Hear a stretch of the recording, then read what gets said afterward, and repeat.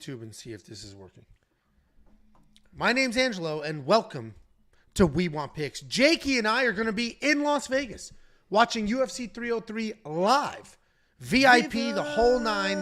Las Vegas. But we're also here today breaking down the card for you. So while we are in Vegas and you're watching at home, we will know who's going to win these fights. We're going to bet some money. We're going to have some fun. We're going to do all the things. My name is Angelo. This is We Want Picks. And Jacob and I are going to break down this entire fight card, giving you our picks, predictions, bets, and DraftKings plays. Before we talk about this fight card, let me spend 8 seconds to brag about the last fight card. I hit every single bet that I put on the board. I looked at that card, I placed a bunch of bets, and I hit every single one of them, including the safety parlay. Jakey boy went into the main event picking a perfect card. Undefeated, pitching a no-hitter in that main event. And you know what really pisses me off? If you guys don't watch the live streams, if you're not part of live streams, you should probably be a part of live streams because we had a perfect card leading up to the main event. We always make a main card parlay for the main card. I let everyone vote in the chat. There's like 900 people in there. Let them vote for the chat, and I build a main card parlay. We built the main card parlay. Most people are idiots, so that lost immediately. But I made my own parlay on that live stream, and nobody even reminded me. It was Vulcan, it was Shara, it was Volkov, and it was Ikram. It was 3 for 3 going into the main event. I put $100 on it to win $1,500, and nobody in the chat reminded me that I had that parlay going. So instead of just easily hedging on Robert Whittaker like anybody would do when you have a $1,500 win, if you want to have $500, $600, $700, $800, however you want to do it, hedging that and ending the stream successful. I put $500 extra on Ikram on the live stream. That dude cost me about $3,000, but we had a lot of fun watching live streams if you haven't already. And yeah, so thanks for watching, guys. Okay. He also hit his underdog lock of the week. UFC Saudi Arabia was successful, but it's not just UFC Saudi Arabia where the safety parlay has some success. The safety parlay dominates pay-per-views. It just does. And sometimes it's because pay-per-views are a little easier to pick. Other times it's just because karma loves us. We dominate pay-per-views in general with our picks and bets. The safety parlay specifically in pay-per-views does so well that I'm 11-2 in the last 9 pay-per-views. And before you try to correct my math there, several of these events I put out more than one safety parlay. I am so confident I continue to add legs. You can unlock the safety parlay. He's not screaming at hockey. Thank you for covering your mouth. There's no way 2 goals were scored in the last 1-1. minute and a half. Game 7. I'm watching it, guys. I can't believe Angelo scheduled this. 1-1. You can unlock the safety parlay for UFC 303 right now. Just go to WeWantPicks.com, click Become a Member. It's freaking $10 an entire month. You're going to get the UFC 303 parlay. You're going to get the UFC Denver parlay. It's an entire month worth of picks, bets, content, tools, and more. One of those tools that you will get is the line movement tracker. It's going to give you the opening odds, the current odds, the win probability, and the line movement for every fighter on every card. Cub Swanson, for example, opened as a minus 140 favorite. Back it up here. Let's discuss that medical event we just had. Are you okay? I had a little frog in my throat, but we're good. He is now a plus. Check the blood pressure for us? You just see my finger go like this. Like it's so bad. He's now a heavy underdog. You're also going to get the detailed data, metrics, and analytics, information that you can use to find your spots very quickly at your fingertips. You will see takedown defense versus takedowns per fight. You will see significant strikes landed versus striking defense. All of that data, information, and insight right there at your fingertips that you can interact with to make your own decisions and find your own spots. You're also going to get a DraftKings optimizer preloaded with the best DraftKings projections on planet Earth. You're also going to get the picks, the bets, the breakdowns, and more for not just UFC, but PFL, Bellator, KSW, all the regional shows, LFA, that Artem. I forgot. Okay, thank you so much. Yeah, I figured. I see the comments. LFA and all of the other regional shows through Artem, and we do have an artificial intelligence, the Pick GPT, that is not only Artem picking fights has at times artificial intelligence. Apparently he crushes those non-UFC cards. You know, I saw him. But I I don't think he tagged you in it, but I saw him in Discord today. Somebody was like, "Hey," somebody said, "Hey, Artem, you do a great job with whatever." And then Artem says, "Yeah, please tell Angelo as many times or as often as you can that," or something like that. It was pretty funny. I had a few people reach out and say, "Artem made me a ton of money. Give him a raise." And I was like, Artem gets paid off of his premium signups. So just sign up using his code, and then Artem gets paid. Very simple. Very straightforward. Like the stream if you haven't already, guys. I'll keep you updated on the hockey score. So get the artificial intelligence. This is picking fights based off of historical data only. It is a neural net artificial intelligence, whatever the hell. And it is picking fights at remarkable accuracy. And then we, human beings, have then built betting systems around the artificial intelligence picks. Every single freaking thing that I just mentioned, a whole bunch of things I didn't mention, available right now, $10 for an entire month, not per event, per month, every single month in that event. Whoa. Nope, every single event in that month. And people always say, hey, if I sign up, today is June 24th. If I sign up today, when do I have access till? It's 30 days. So June 24th, you're going to have access to July 24th. It's not even 30. It's like a month, a calendar month. WeWantPicks.com. Click Become a Member at the top. And we'll be there. And I look like this guy. And if you say hi to me, I'll buy you a drink. I'm just glad you didn't try to be funny with a picture of me. Like dude, you know what? I spent a genuine Carrot Top or something. Dude, that's so funny you say that. If you looked at my search history, I spent an hour searching Ben Affleck with Smeagol, Ben Affleck with Ginger, Ben Affleck with Redhead. I did everything possible. Then I was like, all right, I'll do a picture of Ben Affleck and a picture of whatever. And ultimately, I'm like, it all just looks stupid, so I didn't. But if there was like Ben Affleck like this with like a bona fide Ginger, that would have been. With a doesn't exist. But we will be at UFC 303. Come over, say hello. I'll buy you a drink. I'm a nice, generous guy. I'm very large. I'm 6'3". I'm rock solid. So you will see me in a crowd, and you might get intimidated. All of a sudden, you don't need to be a premium member. Man of the people. I took it off. I left the premium member. I had the premium member on there the other day, and I took it off. I'm like, you know what? I genuinely because don't I said last stream, fucking if he's like, I'll buy you a drink. I don't give a shit. I mean, fucking, I'll buy it for whoever. Well, I was being facetious. And I didn't want somebody to like genuinely be like, oh, is that Angelo? I'm not a premium member. I'm not going to say hi. But come over. I'll buy you a drink. Just be reasonable. You fucking If you see me, you wait until there are hot girls around me, and then you make a fucking scene. Oh my God, it's Jacob. I can't believe you're here. I can't believe. Can I get a picture? Can I get an autograph? Oh my God, you're my favorite.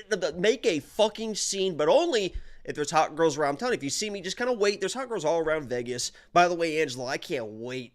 Dude, International Fight Week. Vegas is already loaded, but I can't wait for all the Latinas, the Brazilians walking around. It's going to be beautiful. We're going to be juiced up, ready for that week and walking that strip, Angelo. You better keep me on a leash, buddy. I'm a rabbit dog. Grown-ass man. You do you. Woo! You are a grown-ass man. We do have a couple of super chats. $4.99 from Christian Baller.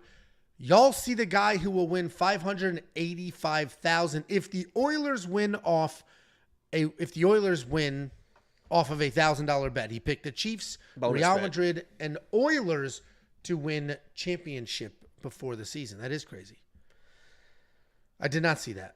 $1,000 is a free $1,000, like not real money. It's a bonus bet. That's what makes it even more fun, you know. They'll find a way to not pay him. That is crazy. Good for that guy. Well, I don't know about that. Then we have a $1.99 from Unwell to Brrr. Is there a call-in show this week? There will not be. I will be in Vegas on Thursday. Jacob will be in Vegas on Wednesday. So we'll be there. And we're not going to do a call-in show from the room like a bunch of weirdos. Oh my God, we should do it like a Radio Row. Put up a stand on the strip. Like that guy with the microphone that says, change my mind. But yeah, ask me a question. Like we're important. I would bet. Tiff was like, do you think, my wife, I'm not a virgin like some of you nerds. She Did you was know that like, word was banned from Twitch? Virgin? Mm-hmm. Was it really?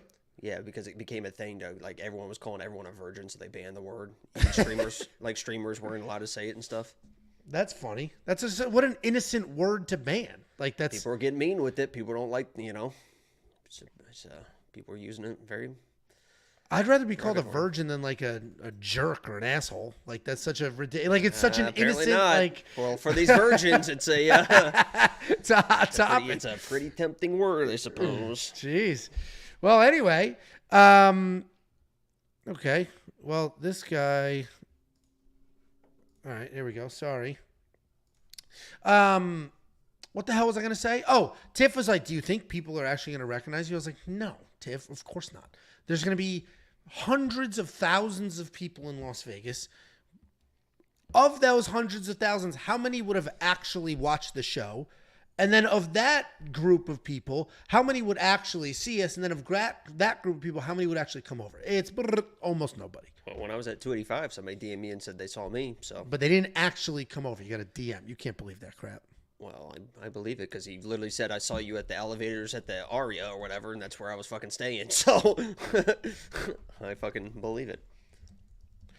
Well, we'll see. I'll buy some people some drinks. There was another comment that I starred. What the fuck is this? Looks like Angelo if he was juicing and had Botox. That is me. That's me. It looks like he has ungodly amount of makeup on in that picture. Yeah, it's just look at the color of his hand compared to like greenish something. I don't know. Good. I like that. I mean, just people need to keep it simple with the tuxes, and I think Ben Affleck. That's one thing he's always kind of done in his career. Just a nice, stellar guy. Just the simple, suit with the skinny black tie. I think that goes farther than people realize. Not only that, but also, I think Salmon is in. I think that you're going to see this weekend That's a lot so of funny. Go ahead. Sorry. No, I just think that you're going to see a lot this weekend of people in the stands rocking it's springtime, summertime Salmon. This is my new Vegas Salmon shirt, and I think I'm rocking this. What do you think? It's long sleeves. It's funny because it's not. Just such short arms. You just have short arms. I thought when we were on vacation last week, like this, I know that. Shit, look at the biceps popping, dog. Look at the bicep popping, dog. When we were on vacation last week, and then like my nephews are there, or whatever, and one of them's a little boy, Casey's kid, and he was wearing his mom like put him in like pink shorts. I'm not wearing pink. That's a girl color. And I was like, that's Sam. This isn't pink. That's not pink. Yeah, that's Sam. It's not pink. And he's like, it's pink. I was like, honestly, you could argue that's Nantucket red. And everybody's like, what's Nantucket red? I'm like, pink. There's just a lot of fancy words to get away with wearing pink. So there we go. It's a nice textured shirt too. This is nice, honestly. I think I might rock this one day, maybe every day. I'm looking so good in it, huh? By the way, you didn't even talk about lock of the week. I literally did, and then you jumped in to talk about the Oilers or some shit. No, you jumped in for whatever the hell you were doing, but I did. Complete domination, bell to bell. You talked about your bet. 30-25. Okay, let's go ahead. Oh, wait. Speaking of, I just want to get this out because I think you're going to really like this. Obviously, it's International Fight Week. There's going to be a lot of different people and languages around. I pretty much already know Spanish. I'm learning Portuguese, right? I'm actually, Angelo, you're going to appreciate this. I'm at the portion of Portuguese where they're teaching you how to order food, how to, this food and that food. And I came across a word, and tell me this isn't the most incredible word you've heard in your life. You're going to appreciate this because this is how you say it as well. And this is Portuguese. Enjoy, Angelo. Chipotle? Sanduíches. What?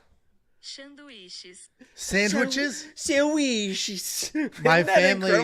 Incredible word. I heard that and I was like, oh my God. Forget patata. My new favorite word is sandwiches. Sandwiches. Everybody in my family, all the older immigrants, my mom, my aunt, my grandmother, they all say sandwich. You want a sandwich? A sandwich. I'll make you a sandwich. Sandwiches. I remember we were in the car. My aunt kept saying sandwich. Sandwich. And I was like, Adzi, it's not sandwich. It's a sandwich. I was like, say it. Sand. And she'd be like, sang. I'm like, no, sand. Sang. I'm like, sand. She'll go, sand. I go, which? Gwitch. Like she couldn't make that G disappear. It's insane. But we call them sandwiches. Sandwich. Sandwich. No, wait. Right, Sandwich com batata. Okay. That's a sandwich with potatoes. Yeah, no, I figured it out. There you go. You're learning with me. First up, At UFC 303, we have an interesting matchup. We have Ricky Simón, die-hard, non-stop, nasty wrestler who is on a little bit of a skid, taking on Vinicius Oliveira, the lock of the week killer. Ricky Simón is 20-5 in his career, 3-2 in his last 5. He is looking to snap a 2-fight skid. Taking on Vinicius Oliveira, 20-3 in his career, 4-1 in his last 5 on a 3-fight win streak. I mentioned Ricky Simón's a non-stop wrestler. That's who he is. His striking isn't great, but he does have a little bit of power in there. We've seen him get a couple of exciting moments, dropping people, finishing people with that power in his hands. But typically, he doesn't hang around long enough for you to find out. He is just diving at legs, shooting immediately. Tons of energy, tons of cardio. He will non-stop, Merab Davishvili style, wrestle and stay in your face. I mentioned some flashes of power. He has a handful of knockdowns in the UFC. But again, he's not striking long enough. He's usually just shooting takedowns instantly. He is coming off of that second loss in a row. This one was to Mario Batista, where he did fight really well. He did a good job. The problem was Mario just looked incredible. Mario had a phenomenal fight, and Ricky had a good fight. He's taking on Vinicius Oliveira. This guy's very fun to watch. He charges forward. He throws everything at you, looking for a finish with 100% intent. He is sloppy, but he can be dangerous. And he's not just chaos, right? He is coming forward. He's making stuff happen. He's doing that on the feet, but he's doing it on the ground as well. It's not a whirling dervish. It's just nonstop looking to make something happen. If he takes you down, he's on top and he's just raining down punches looking for a finish. He never settles in. He never takes his time. He's always trying to make something happen. He is coming off of that KO win, spectacular KO win, over Bernardo Sopai, where he actually was taken down a handful of times, though. And getting taken down those few times has me a little concerned here because Ricky Simón is going to wrestle nonstop. Ricky Simón is going to shoot at those legs. You can trust Ricky Simón that even if the first takedown is stuffed, there's a second one behind it. If the third one is taken down, then he'll take you down. If you pop back up, he's shooting again. He is nonstop, sticking to a game plan, looking to make it happen. Of course, he will have to avoid a big knee right up the middle, but I think he does it. I am picking Ricky Simón here, but I don't know if I'm going to have any money on him. There's just something about these skids that it's very hard to dig yourself out of that hole. And I don't know if Ricky Simón's going to be able to do it. I don't know if he's about to fall off a cliff here or if, hey, listen, he worked his way up to the top, 2 pretty high-level losses, and now he's just going to work his way back up because the level of competition went down a little bit. I do think Ricky's going to win, though. What do you think, Jakey? Boy. What's the deepest hole you've ever been in? I was going to do a mom joke, and I was like, you know what? Let's keep it classy. Let's keep it just classy. Talking about, there's a lot of hills and mountains around here. Just a normal question, but if you want to be weird about it. Yeah, I know Vinicius Oliveira pretty. I know him pretty well. I had a lock of the week, Fernando Sopai, the Lion King, against Vinicius, because I thought that he could get the takedowns, the control, and win that fight. And he was on his way to winning that fight. Some things happened. A knee went here. My lock of the week is sleeping. This guy is very, very dangerous, and I was very I was very impressed with Vinicius in that fight because I thought Sopai was going to be able to wear that guy down. And it turns out that Vinicius was the one that wore down my poor, sweet Fernando in that fight. And it honestly is a shame that he's such a good prospect and got knocked out because that's a bad knockout. On short notice. Yeah, I mean, it's just a shame that he took that damage. He was already kind of tired and stuff and taking shots. But anyway, Vinicius, he turned that fight around. And people want to talk about in this fight, he was taken down and he was mauled. And then Ricky Simón's got takedowns and 1 + 1 = 2. We talk about that all the time. And in this matchup, it seems when you're looking at this, right, with a little bit of blurred vision, right, maybe you're Shara or Bisping looking at this fight, you can't really quite see it real clear, right? Maybe you've been smoking too much and your eyes are all bloodshot and dry and you're not really looking at this fight clearly because on paper this looks like it should be an easy win for Ricky Simón. But then you look back at that Fernando Sopai fight and the way he was taken down, first takedown, he tries his spinning stuff, he kind of falls down, Sopai ends up on top, right? Another takedown was kind of a legit takedown. I think it was towards the end of the round, he was actually taken down. Even when he was taken down that first time, he gets back to his feet, no problem. The second round, it was a body lock situation where actually Vinicius tried to take down Sopai, got reversed. He actually started laughing when he hit the ground because he was like, well, that was kind of stupid. So he kind of put himself in that situation. So this narrative that Sopai was just shooting all these takedowns and taking him down and control him the entire time is crazy. He got up in the first round out of full mount, right? It got back to his feet. Second round, he got out of the position, reversed the position, then was out grappling and out wrestling and ground and pounding a tired Sopai. You look at Ricky Simón in the last 4 fights, we're talking about 2 of 13, 2 of 9, 2 of 8. 2 of 4 takedowns. Those are high-level guys, right? Those are people that know how to wrestle, and I get that. He should have better success here, but if he doesn't, or he messes around too much on the feet, he's in big fucking trouble. He's been chinned before. He gets reckless, especially in exchanges, because as Angel mentioned, he was right. He's got power too, so he might try to knock this guy out as well. This dude's walking around 175 as a bantamweight. He's got real power. I think even if he's getting taken down, he can get back to his feet, and every second on the feet, Ricky Simón's in fucking trouble. Also, Vinicius has nasty fucking calf kicks. Really, really good calf kicks. I think those are eventually add up to Ricky to where takedowns are even harder to get. And I think to finish here, I'm going low-key dog Vinicius Oliveira with the upset. Really? I mean, Sopai was beating him on short notice up in weight. Beating him. Yeah, he won the first round and then lost the second and got knocked out in the third. Because he got tired.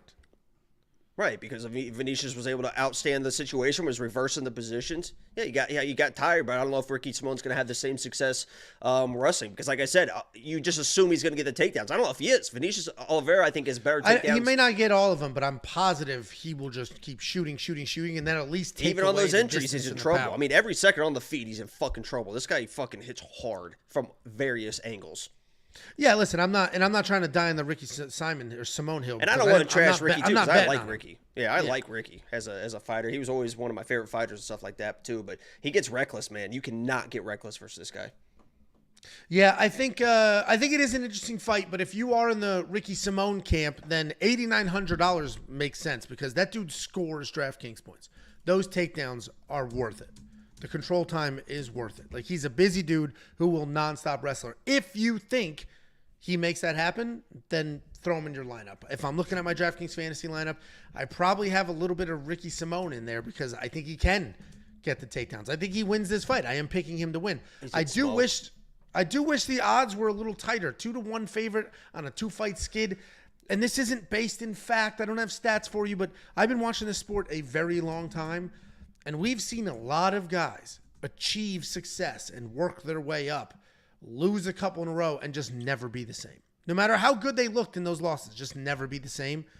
And that might be what we get here. I just need to see Ricky back on track before I can trust him with my money. This is a fun first fight. So I think our plan is obviously we get access to the in stadium hospitality room. I think we get there, we get fucking loaded, we go out, we watch this fight, and then the next 3 fights we can go back to hospitality room and just kind of chill. Right, we got the heavyweight fight, the girl fight, and then the Japanese gentleman. So I'm down to watch all the fights.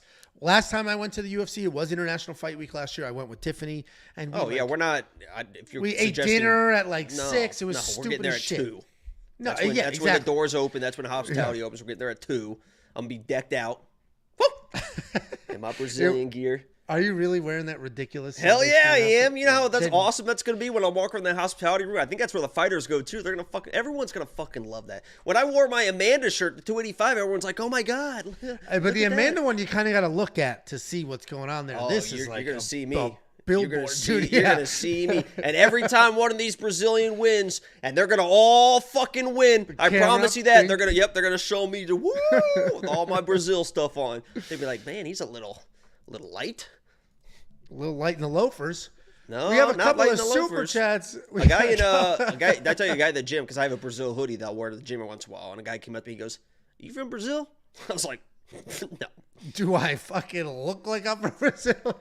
Like, America is a melting pot. Most other countries are not. There's a pretty common look and feel for most other countries.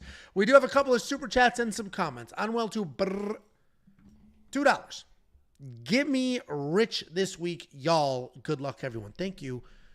Unwell. If you want to be rich, like Unwell is a premium member. You can be a premium member. Just go to WeWantPicks.com, click Become a Member. $10 a month, and you will unlock the safety parlay and torque was very clear. Safety parlay has been paying the Sunday sauce lately. That's a Italian reference. Us Italians eat our meals Sunday. One big meal, the whole family make a sauce that takes all day to make. Torque's got that safety parlay. You can too. WeWantPicks.com. Click become a member at the top. $2 super chat from Jesse Rodriguez. Shout out to Angelo, a.k.a. Ben Affleck. I've been hitting on PPTY. What is that? Jacob, what's the cool kid term? What is this? Shout out to Ben Angelo. I've been hitting on Prize Picks. Thank you, stupid ass. Prize Picks. Well, there's no space What between is the exclamation. PPTY? PPT. I've been hitting on the PPT. There's no space. Punctuation matters. Thank you so much for the $2 super chat. Glad you've been hitting some Prize Picks. Torque asked, has the safety parlay and lock of the week ever gone head to head? One time. No, one time. This idiot, this pale-faced idiot picked, who was the dork you picked that had to pull out of the fight, missed weight? Oh, I'm feeling fresh, homie. Froggy Fresh, what the hell is his name? Magical Fool. Feeling Magical Fool against Natan Levy. Feeling hella magical, fool. Pete Rodriguez, baby. Yeah, he picked Pete Rodriguez as his underdog lock of the week, and I had Natan Levy. And that fight was supposed to happen. And Pete Rodriguez, he was gonna fucking smoke Natan. So one time we were heads up. I was gonna have it Cody Brundage too, but Angela was like, "You can't do that." Because he wasn't gonna win. It would have been stupid. But I didn't have. I wasn't gonna Zach put. Reeves. Oh, that week. Yeah, you can't do that. People will get confused. I didn't say that. Go ahead. Yeah, you did. BD said, "I'm new to betting. What does 8,900 mean?" He's talking about the numbers on their DraftKings. That is for DraftKings Fantasy. So DraftKings Fantasy, it's like fantasy baseball, fantasy football, but for MMA. You get a salary. You then have $50,000 in fake money, and you have to draft 6 fighters based off their salaries. You then take that lineup of 6 fighters, and then you compete with other people either for fun or for money, depending on what you want to do. And then we have Aaron Amar. Are you guys going to be anywhere after or before the fights in Vegas Friday through Sunday? I'm going with my dad to make bets, but just not to watch live. Would love to buy you guys a drink. Love the videos. We don't have like specific plans, but we'll be there if you want to shoot a DM. Buy me a bag of heroin. Don't say that, dude. That's like, that'll get us in trouble. Shoot that between my toes. That's how I get my Vegas trip started. Just shoot us a DM or something, and if we're around, we'll let you know. Otherwise, we'll be roaming the streets. End of the first, 1-1. Here's your update. Next up at UFC 303, we have Carlos Hernandez versus Rai Tsuruya. And this is an interesting fight. I don't think it's a competitive fight, but an interesting fight in that we're going to find out how big of a prospect Rai actually can be. He's taking on Carlos Hernandez. Carlos Hernandez is 9-3 in his career, 3-2 in his last 5. He is coming off that standing knockout loss to Tatsuro Taira. And he's up against another young Japanese prospect in Rai Tsuruya. 9-0, undefeated in his career, making his UFC debut. Carlos Hernandez is decent, right? He's 9-3. He's decent. He just lost to one of the best prospects in this division. So you can't just look at that last loss and be like, this guy sucks. But he's decent. He's a good grappler. He's got okay striking. Striking-wise, his accuracy is solid. There is a tiny bit of power there, but nothing crazy. He's not the most technically sound guy, but he's got a good jab, a nice straight that's right behind it. He's one of these guys that has slick BJJ on the ground, but he doesn't have any wrestling, so he can't get it there. He can't prevent himself from going there. He does throw up some Hail Mary submissions every now and then, like flying triangles. And as I mentioned, he's coming off that knockout loss to Tatsuro Taira. And you're going to be like, oh, well, Tatsuro's a grappler. No, he got knocked out on his feet. He's taking on Rai Tsuruya. He's a nasty grappler. He's got solid hands, good aggression. His takedowns are slick. His takedowns are big. He will pick you up and Matt Hughes you. He'll take your back standing. He will slam you to the ground. He will instantly transition from ground and pound to submissions. He's always looking for a finish. Tons of cardio, tons of pressure, very technically sound. He's a dangerous guy, and I'm looking forward to watching him fight here. When I first saw just the names, I'll be in the hospitality room. When I just saw the names and the odds, I was like, all right, 9-0, but how is this dude minus 500? How is he minus 400? And then you do the tape study, and it's like, this dude should be way bigger than that. The talent gap between these two gentlemen is absolutely tremendous. I think Rai, I think Rye smokes Carlos Hernandez here, and I'm very confident in him. And I still think, even though it's minus 600, I still think there is value on that line in a parlay or two. What do you think, baby Jake? Did you bet him? No.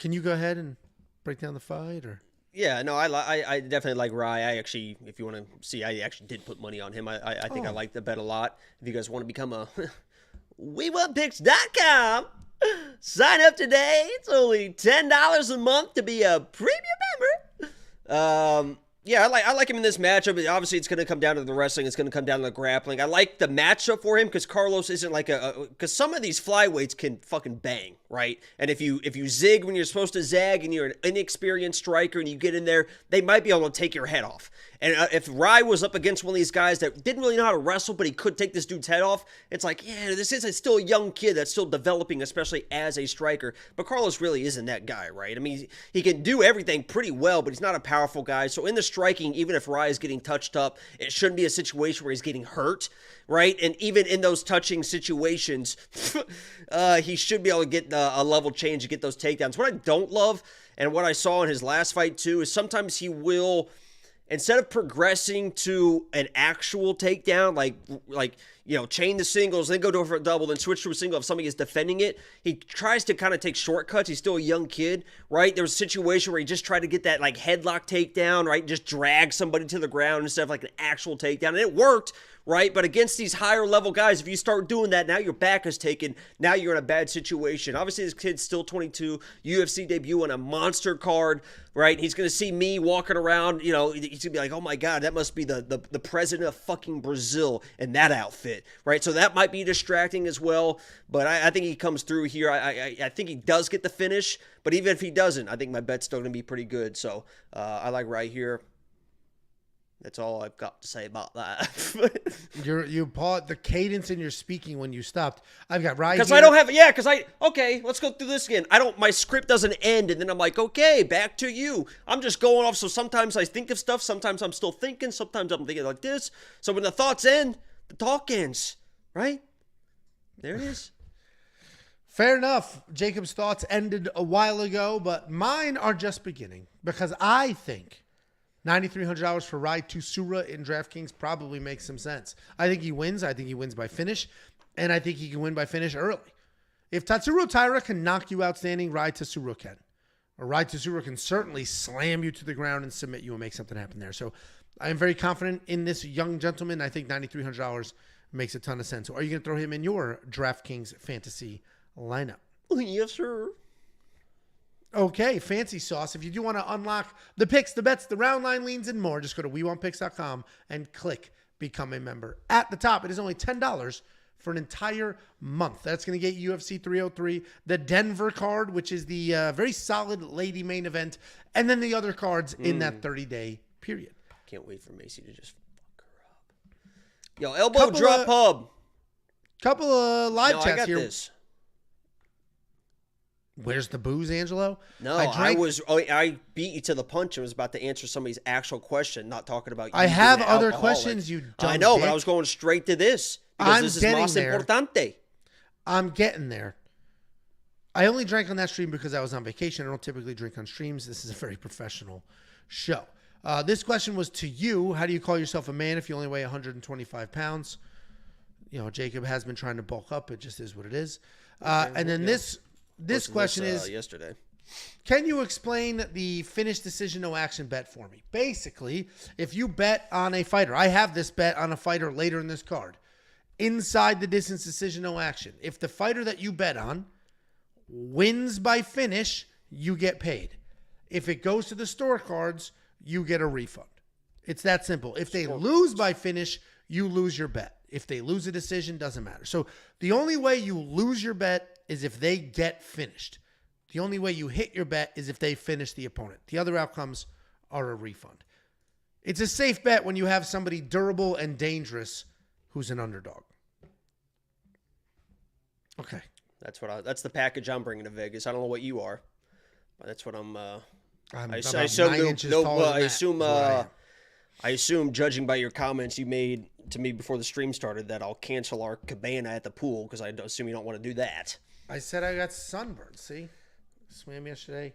Guy went to the beach and take his shirt off once. Little bit of a Let me burn, cancel this baby. fucking. Lost a fucking $500 deposit on this VIP cabana I bought for us. For Sunday when I'm flying home, you clown. No, for Thursday midday where there's nothing to do. Do they have like food service? It was a whole ordeal, but you're not comfortable being at a pool, so Just just gonna shit cancel up. it. You think I'm joking, but I'll fucking cancel it right now. I don't give a fuck. Cancel it. You really don't want to take your shirt off at the pool, this fucking loser. Dude, I don't give a fuck. How do I get? Shit. How did I get sunburned? I got this VIP cabana, and you said just cancel it then because you don't want to be you were like shirtless at the threatening. pool. You're threatening to cancel something I didn't even know existed. I don't give a fuck what you do with your shit. Wow. Okay. Oh well, my there goes God, my this fucking guy. deposit. I mean, Jesus Christ. Let's go. I'll drink at a cabana. What are you out of your You'd be mind? excited about it. I'm excited to sit. It's and from drink noon to anywhere. I think it's from noon to 2:30 or noon to 3 or something like on that. Thursday. I land at like 1 or 2. I know, but I mean, you can show up whenever you want. We can go to it's right there. We just show up, we go to it. You and then said we you sit have there. the cabana from noon to 2. That's when you fucking reserve it. But if you're not going to show up at noon, it's not like they fucking give it away. I've already paid all this money. What are you talking about? When you get there, reserve it that's for a where we're few gonna. That's how. hours? That's I thought. Okay, I thought I'd be a nice guy and be like, let me. Oh, Angelo gets off the plane and boom, here we are, Vegas party time again. Me going above and beyond for our friendship. Right? I mean, you're right there. Boom, and then we take a shower. We're at the press or at the press conference, whatever. If we end up going to that, if we don't, whatever, we can chill there. I thought it was gonna be a nice thing. You're sitting here being like, just fucking cancel it. That is not how this went down. You're gonna have to watch this back.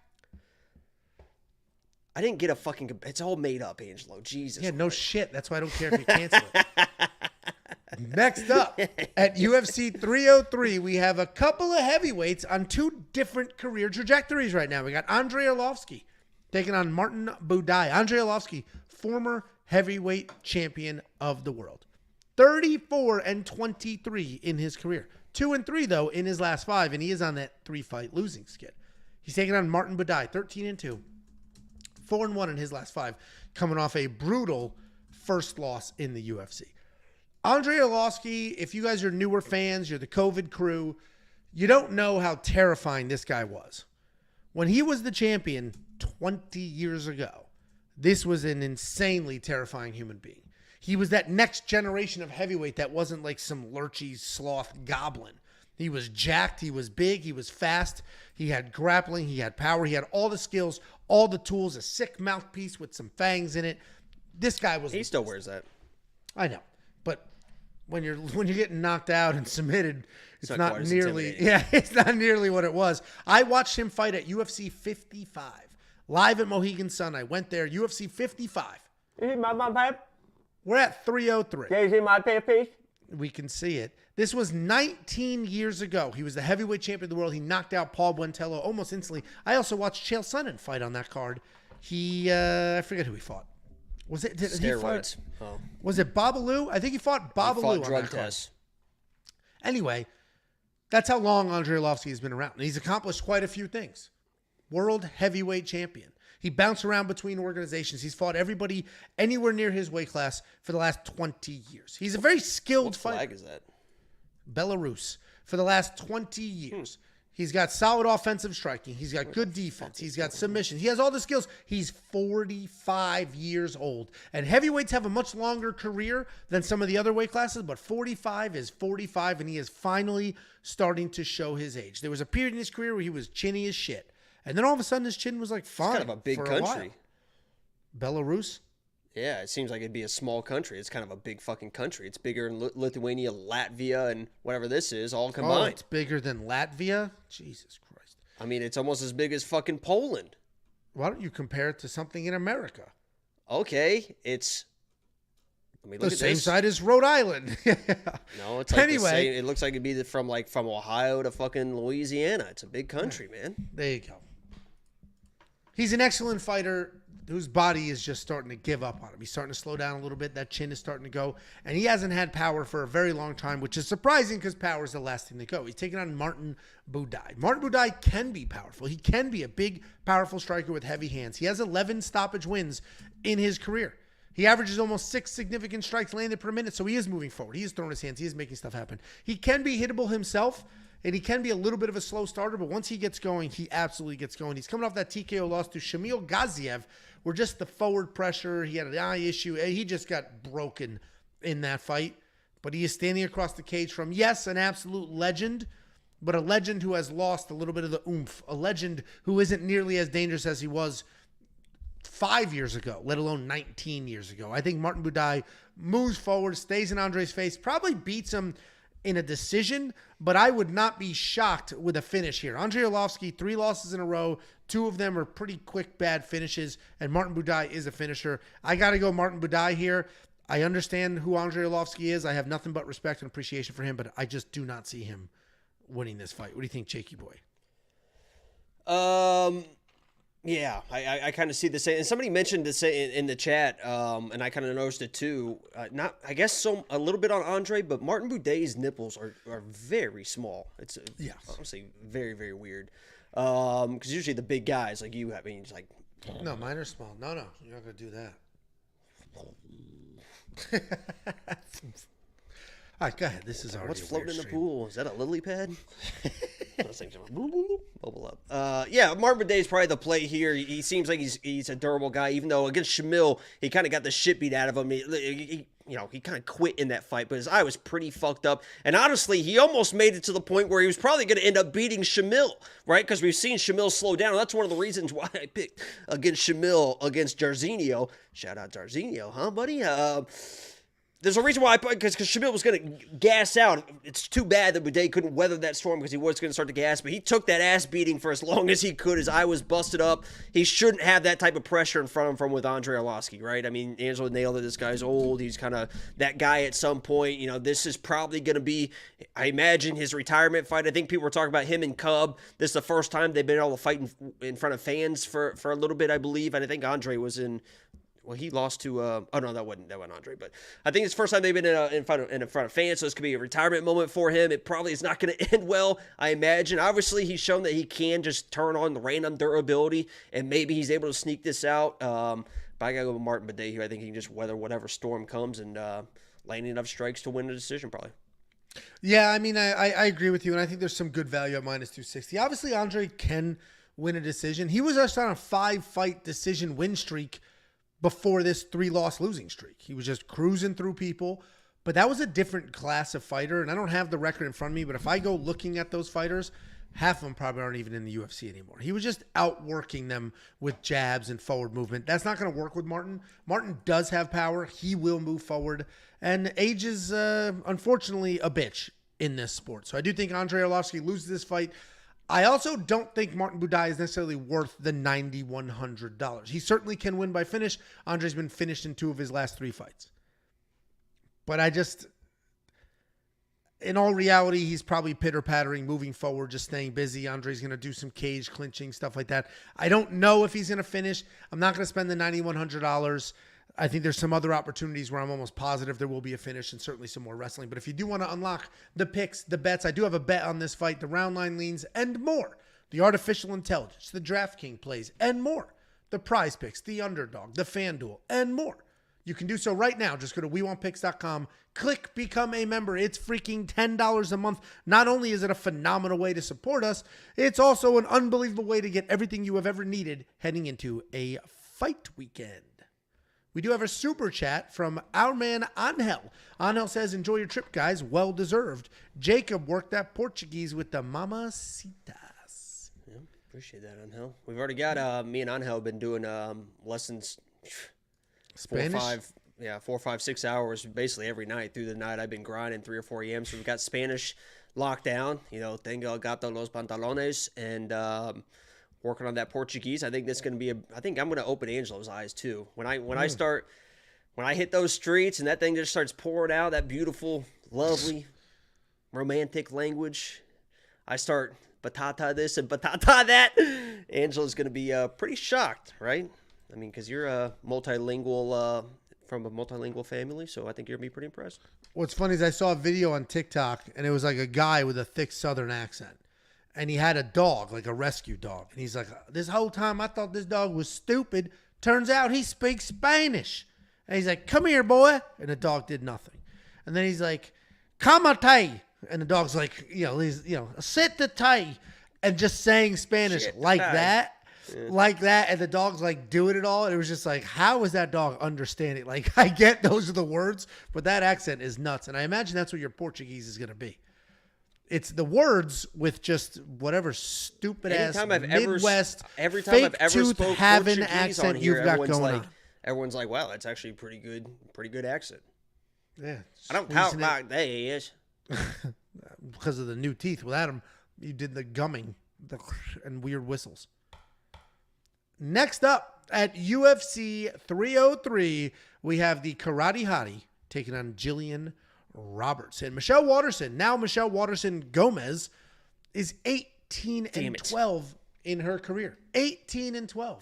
1-4 in her last 5. She is looking to get back on track, though. I don't know what's going to happen. She's taking on Gillian Robertson. 13-8 in her career. 3-2 in her last 5. Coming off that finish win over Polyana Viana. This is another fight with 2 completely different trajectories. While Michelle Waterson didn't achieve the things that Andrei Arlovski achieved, she has been around for a very long time. She's been a professional fighter for an incredible 15 years. She has a ridiculous amount of cage time, and she has fought some of the best women on planet Earth. Multiple former champions like Rose Namajunas, Carla Esparza, Joanna Jędrzejczyk. She is the Karate Hottie. That's the nickname. And she fights like a karate fighter. She's got the big kicks, the spinning, the noise, moving forward, throwing the punches, doing all the stuff. She is primarily a striker, but you don't fight for 15 full years at a high level and not learn other skills. She can be savvy on the ground, and she does have some veteran savvy about her as well. Unfortunately, this picture, while a very flattering picture, she has half her head shaved. It no longer, I am removing the Karate Hottie, and she's just a mom who fights now. What? She's taking on, not half her head shaved, but she's got that Karen cut where they use like the clippers in the back and shit. Well, sometimes that looks... It doesn't. She's taking on Gillian. Dude, if Tiffany was like, oh, what if I... Oh, here we go. Fucking misogynistic. Go ahead. She tells me what I should do with my hair. She's like, stop cutting it short, grow it. I like it long.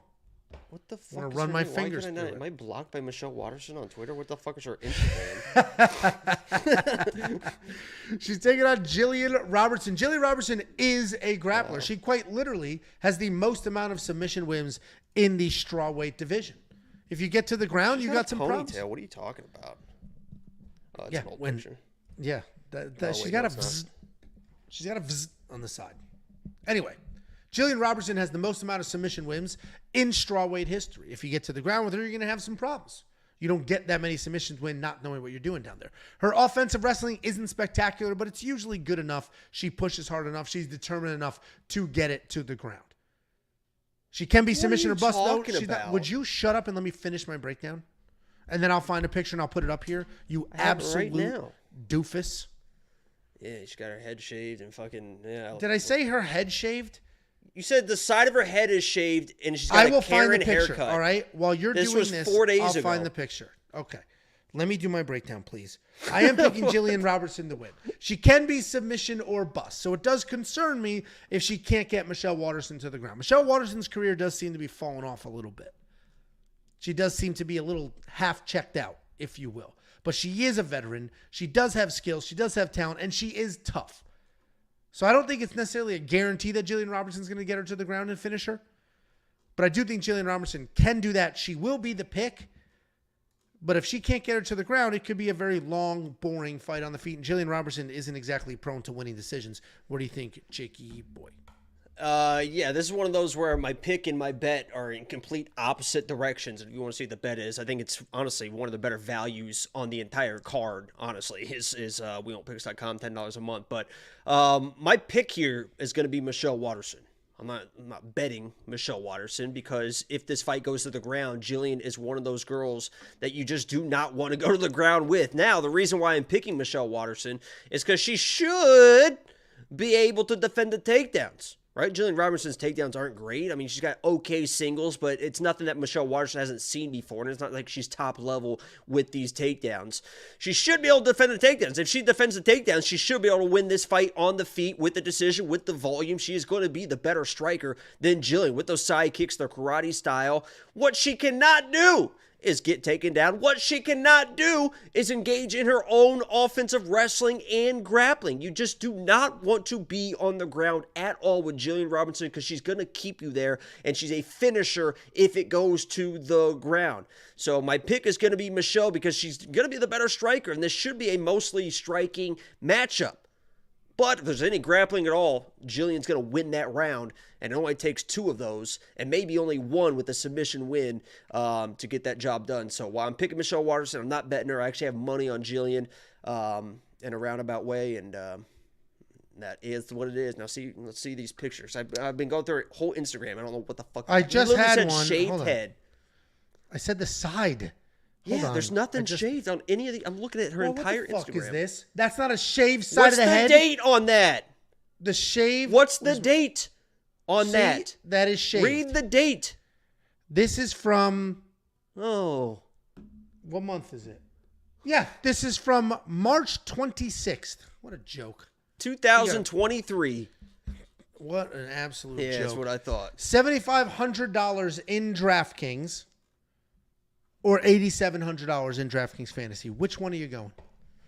Neither. There's better value. I 100% agree with you. Unless Gillian Robertson just continues to cement her legacy as the most dangerous female fighter in this division. I keep saying female specifically because Charles Oliveira has the male record in all divisions, in all MMA, male, female, any weight class, all of that for submissions. Gillian's is a very specific record, but an impressive one nonetheless. If you do want to unlock Jacob's bets, picks, round line leans, my safety parlay, and so much more, WeWantPicks.com. Click become a member. It is only $10 for an entire month. That picture was from November 4th, 2022. I don't think it was.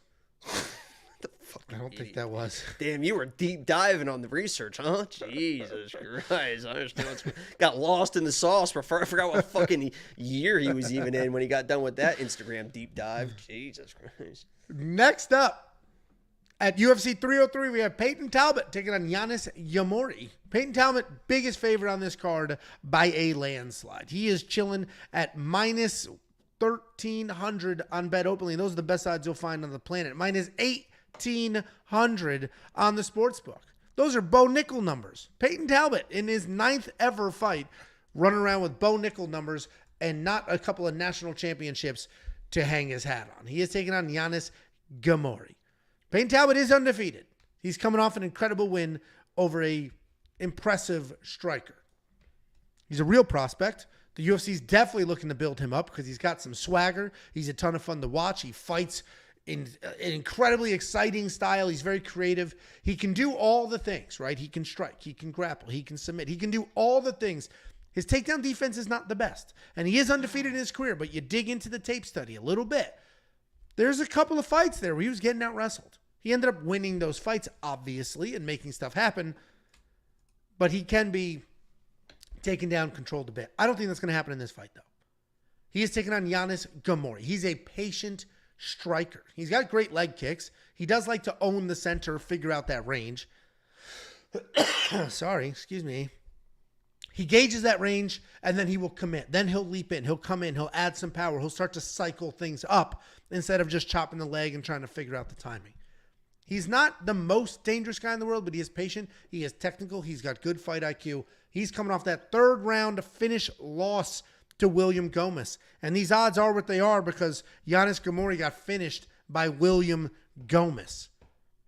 That's just the reality of this situation. Payton Talbott's the better fighter. He's an exciting fighter. He's powerful. He's creative. He's athletic. He's got cardio.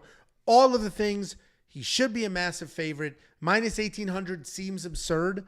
But if you do the math, that translates to like a 96% probability. So if you think Payton Talbott wins this fight 96% of the time, they fought 100 times, he wins 96 of them, then those odds make sense.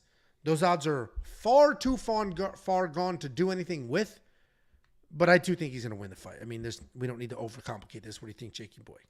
Yeah, I mean, that's pretty much the breakdown. I will say that, Yanis is probably talented enough on the feet to last longer than people think, right? I mean, these French guys know how to point fight. They know how to keep distance. And Payton's a guy that it actually works to his benefit because he's not a guy that is in your face trying to knock you out type of finisher, right? He is a finisher, but the finishes it's like perfect because they just kind of find him, right? He's not in your face. He's not throwing these big shots. He's not going for these big takedowns and trying to take your back. He just kind of his personality, right? Just kind of goes through the motions, right? Sees what the fight brings to him, and then all of a sudden he lands this knee. That's the loudest thing I've ever heard in my life, Angelo. I was at the Apex. I was sitting there live, and I have my reaction. I think it's in the vlog, but if not, it's on my phone. And you could hear, I was filming myself, and you could hear it sounded like a fucking gunshot. It was like, holy shit, that guy might be dead. And he even almost survived it. I mean, he was still moving after. It was absolutely incredible. He's got real power, and he doesn't even try to throw it. It's a very dangerous thing. I do think this fight goes over, a little bit longer than people expect. I think it's a 1.5 round line. It's going back and forth a little bit. The under is plus money, but I think there still might be value in the over 1.5 because Talbott will, he'll just kind of take his time in there. So I gotta go Payton. Yeah, he's gonna win this fight. Like, it's an unfortunate reality, but that is the reality. He is an exciting fighter. I am looking forward to him. I am looking forward to them working his way up the rankings. But this is a mismatch as far as experience is concerned. Yanis Ghemmouri, 14 fights in his career to 8.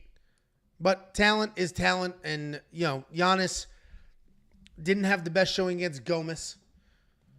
Looking for his first UFC win. I don't think Payton Talbott's going to be that guy to give it to him. $9,800 in DraftKings.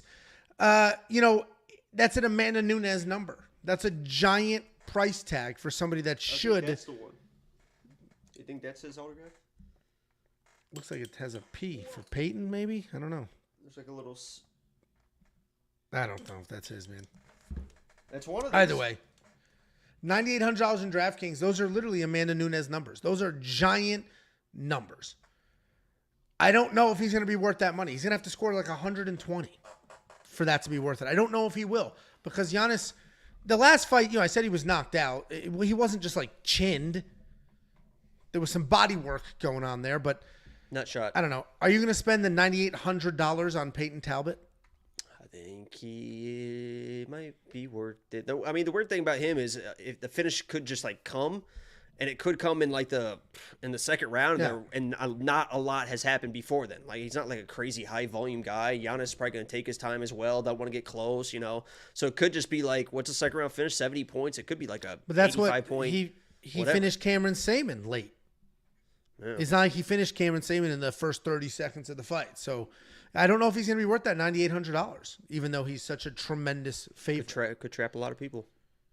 Yeah, I'm probably going to fade him in DraftKings, but let's see what the optimizer does. Let's see what the ownership projections does. And we have a full suite of DraftKings fantasy tools and offerings, and they are bundled with everything else that we do. All the picks, the bets, the artificial intelligence, everything is one simple package, $10 for an entire month. WeWantPicks.com, click Become a Member. At the top, you'll unlock all of it instantly for an entire month's worth of fight cards. We do have a $5 super chat from Johnny Albo. Johnny says, are we doing the video chat? He's talking about the call-in show.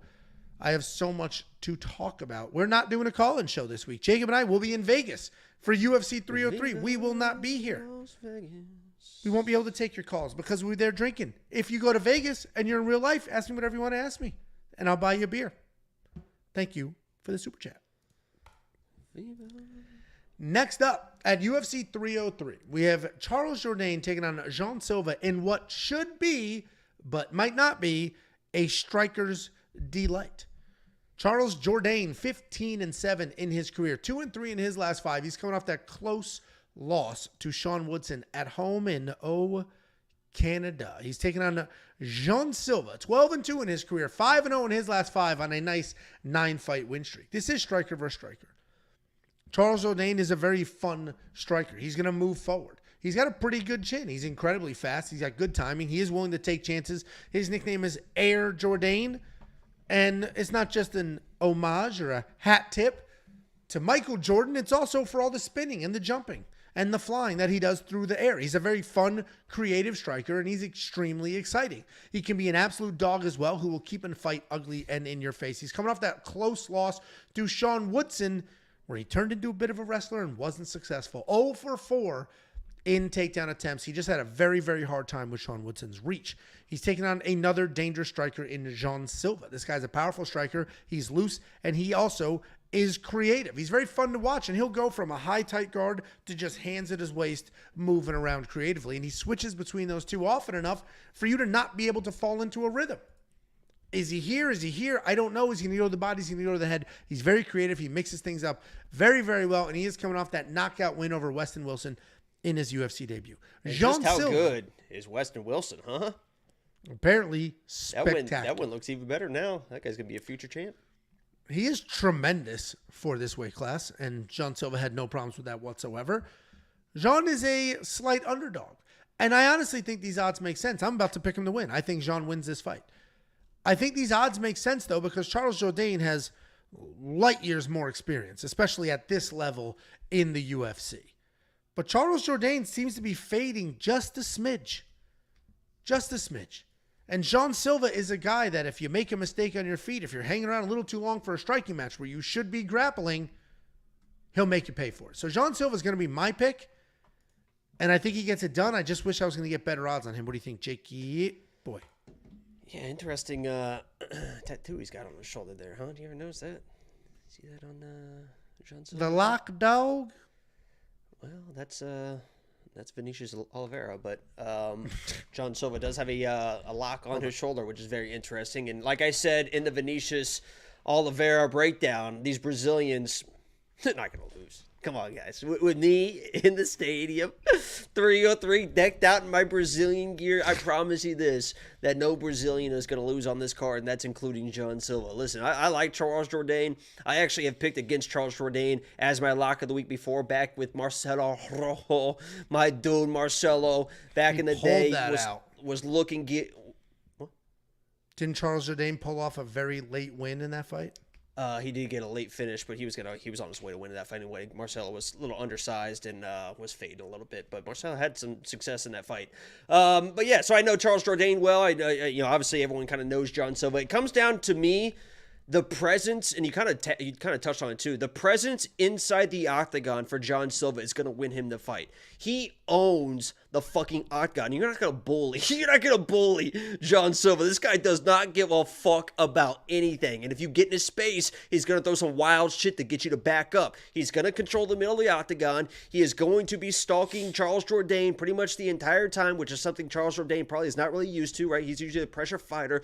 But a lot of times Charles Jourdain's, and you mentioned it because of the Air Jourdain thing, he wins fights because of big moments. If the big moments don't win him the fights, they still win him rounds. He's usually a guy that's kind of that crazy guy that's moving forward, that's oohing and eyeing the crowd and the judges. So if it's a close round, you're like, oh my God, I remember Charles Jourdain with this big shot or this big spinning kick or whatever. That's going to be Jean Silva in this fight. He's the one that's going to have the bigger moments. He's going to be standing there waiting to cock these big shots. It's probably going to land when Charles Jourdain's there. And unless Charles Jourdain can wrestle this guy for 15 minutes, I think he loses this, could get knocked out in the process. The Brazilians are going undefeated on this card. I promise you that. Jean Silva is going to make it 2 of 2 in the win. There you go. We're on the same side. You keep doing something to your microphone. I don't know if the cord's hitting I'm getting fucking jacked, man. All right. We're both on the dog here. I do wish I got that line much earlier. Plus 170 would have looked real juicy, and I would have made that happen. But it is what it is. We're basically at even money, and this might flip come fight night because I think people are going to do what we did. Watch the last fight and be like, well, Charles can get outstruck. We've seen it happen before. Can he wrestle? Oh, no, he can't. If Weston Wilson didn't have much opportunity, but if Weston Wilson isn't getting Jean Silva to the ground, Charles Jourdain isn't. Well, he got him to the ground. But you get what I'm saying. He didn't do anything meaningful with it. Charles Jourdain's going to need to do it over and over and over and over. Yeah, I could see the one stupid thing. Jean Silva might just randomly shoot a takedown right into a guillotine, just like Ricardo Ramos did. Ramos.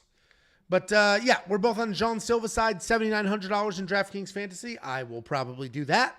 That makes a little bit of sense to me. You're going to get that sub 8,000 price point. And I think Jean Silva not only can win, but I think he can win by finish here. Charles Jourdain is a very, very durable guy. But At a certain point, that durability wears off, and you take a few too many beatings, and you're in a couple too many wars. And I think Jean Silva hits that hard, and he's that fast, and he's that creative that you won't see it coming. Here you go. There's a free premium play for you guys. Angel's not going to like this, but that's okay. I got a bunch of bets this week. A lot of them were kind of structured in the same way. Jean Silva inside the distance, decisional action. I like that one a lot. There you go. It makes sense. And somebody asked earlier, what does that bet mean? That basically means if Jean Silva finishes Charles Jourdain, you get paid. If he loses a decision or even wins a decision, you get a full refund. The only way you lose that bet is if Jourdain finishes Jean Silva, and that is not a likely outcome. You can unlock the rest of the premium bets. WeWantPicks.com. Click Become a Member. It's only $10 for an entire month, you cheap bastards. That entire month will get you all the picks, the bets, the tools, the insight, the round line leans, and it'll get you UFC 303. It'll get you UFC Denver, and whatever the cards are after that as well. Also, I'm noticing my tan line here. Here's where my sunglasses were. Here's where my sunglasses. That's embarrassing. And then there's the rest of the tan. They're not going to let us in those high limit rooms. So you looking like that? I cannot be outside without sunglasses. My contacts make my eyes just way too sensitive. Way too sensitive. Fucking hate sunglasses, but I'm gonna be rocking them in Vegas. I know that. You gotta do it for the fashion. Fashion over everything. I got new shoes that I literally took the dog. Wow. I took the dog on a walk in my new shoes just to make sure I could break them in, so I'm not walking around Vegas with my feet fucking hurting. $49.99. I know, yeah. With Riff Raff, Jacob's Lock of the Week, Angelo's Safety Parlay, and their premium picks with an X. When many vloggers out there been struggling, spend your $10 and you just can't lose. Well done, We Want Picks. Have fun at 303. Well deserved. We appreciate that, Riff Raff. You are always one of the #1 supporters of this stream, and especially the live streams, my live stream and this live stream as well. You are the man, and I hope that you are tiptoeing in your Jordans 24/7. Anything to add, Angelo? No, just Riff Raff. You're incredible, dude. He's a wild supporter. He has sent, I'm looking at, if you watch the vlog, last vlog, I think I did a walkthrough of all the shit in my office here. Riff Raff sent those cool drink cups. He sent, what was the other thing you sent? I have it all here, and I have it all written down who sent what when. Riff Raff has sent us quite a few things, so I appreciate it. I know, man. I know. I think he sent you that dog. This one?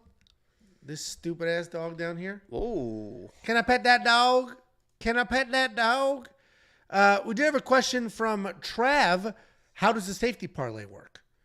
It's a parlay. You take the two biggest favorites on the card and you take the women round overs. No, it's a parlay that I put out there, and it's historically incredibly safe at a 70% event win rate, an incredible lifetime ROI. These are obviously fist fights, anything can happen, but in this space, it's a very stable single bet. If you like it, you can go place that bet somewhere. If you don't like it, then you just scroll past and move on. But the safety parlay and everything else is what we are doing with our money and our, every bet you see on there, I place with my money, Jacob plays with his money. And if you want to tail, you tail. If you don't, you don't. No biggie. No doubt, baby. The bubble's clean, so you don't have to.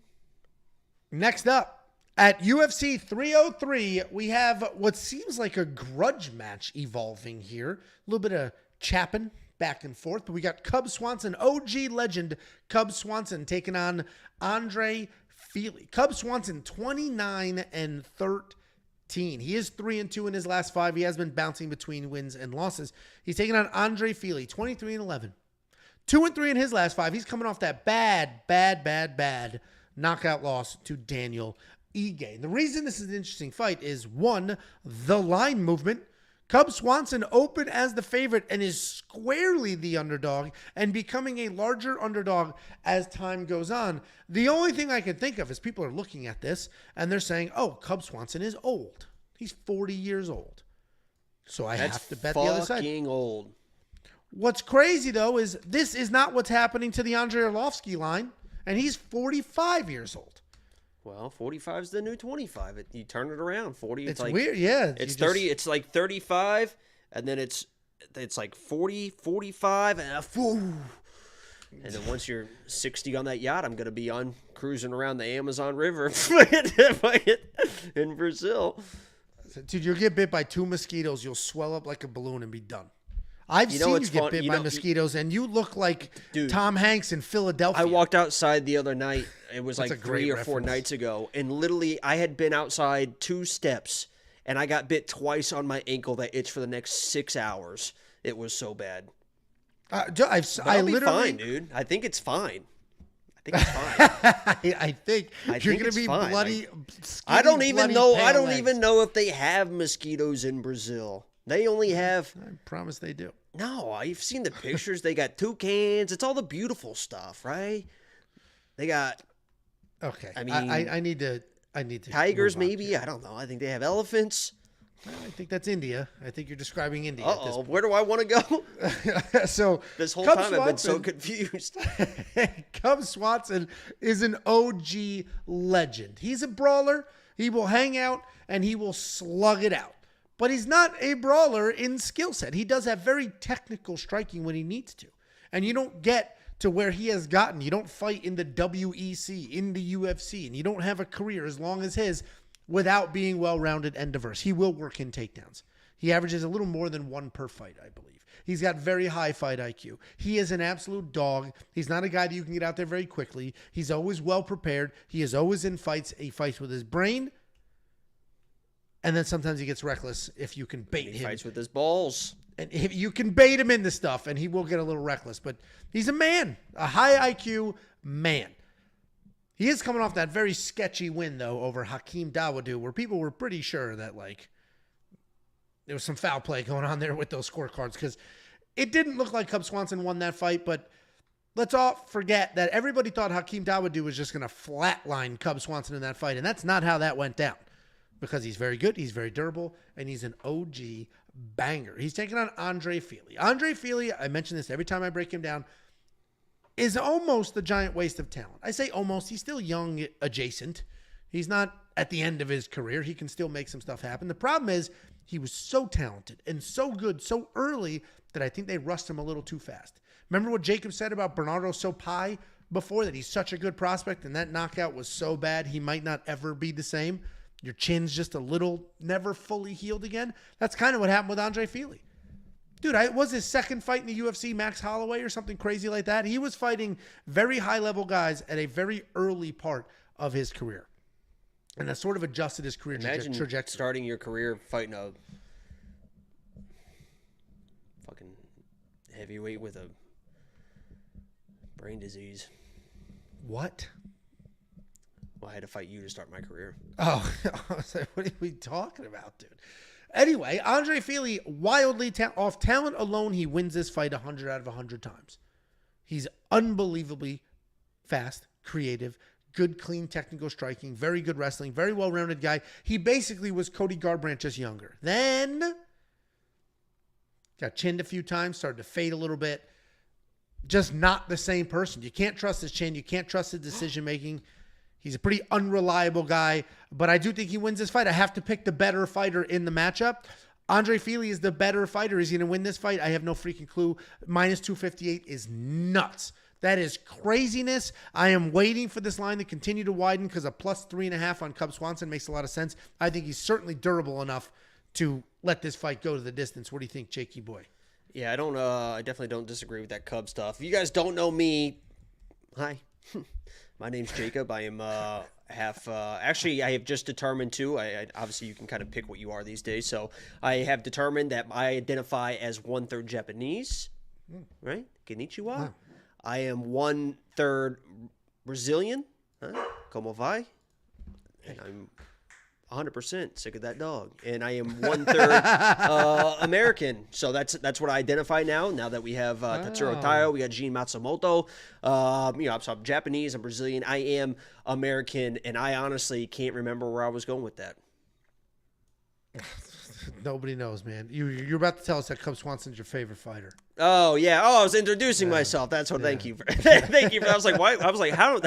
In my mind, I was trying to link it back to this fight, and I was like, how can I even link it back to this? This makes no sense at all. But my favorite fighter of all time is Cub Swanson. I always talk about this fighter or that fighter. I fucking love Cub Swanson until I die. That dude is such a fun fighter to watch because he is willing to put himself in danger to win these fights. I believe that if chins hold up, which could be a little bit of an ask because I think this fight could get wild.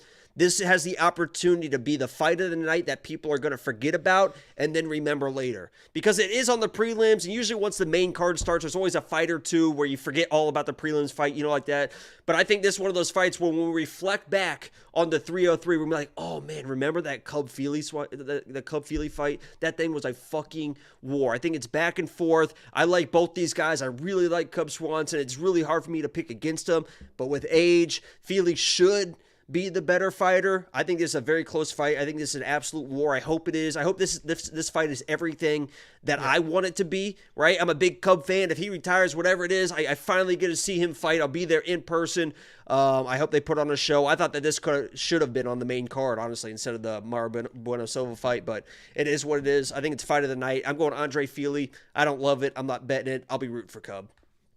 Yeah, you can't bet it. You can't bet him at minus 258. You can't do that. That's crazy. Those odds are crazy. And money keeps coming in. I broke down this card yesterday. I did my quick picks video yesterday. Guys, and thank you for the watch. It's up to like 15,000 views or 13,000 views. Thank you. In 24 hours, crazy. Appreciate that. Look at you. But I did this yesterday, and he was a 2-1 favorite. Now he's a 2.5-1 favorite, closing on a 3-1 favorite. I can't believe that line is continuing to move. I understand the initial boom, like the initial flip. But for it to people continue to put money on it seems there's too many unknowns here. Cub's an absolute dog. He doesn't have any quit in him. As long as his chin holds up, he will be there. And his chin historically does hold up. Yeah, it was just the body a little bit and and that was with the he hasn't fought in a long time. Giga. Yeah, Giga Chikadze. And That's okay. what he does, yeah. Yeah, exactly. So either way, we're both on the Andrei Fili side. Love it. And we're both on the Andrei Fili side, and we don't love it. So no bet on the money line there. You can maybe find some props. I am going to look at that plus 3.5 for Cub. The plus 3.5s didn't seem to drop yet because I was looking for that in the Macy fight. Didn't see that there either. It's sitting right here. How much is it? Wait, hold on. Don't answer yet. Why don't you try and guess what it is? That's a fun game. How much? $9.99 from NK. Give us the juiciest prop bet of the week. I'm giving it to you right now. Plus 3.5 on Cub Swanson. I think it is plus 110. It's a minus 250 or some shit.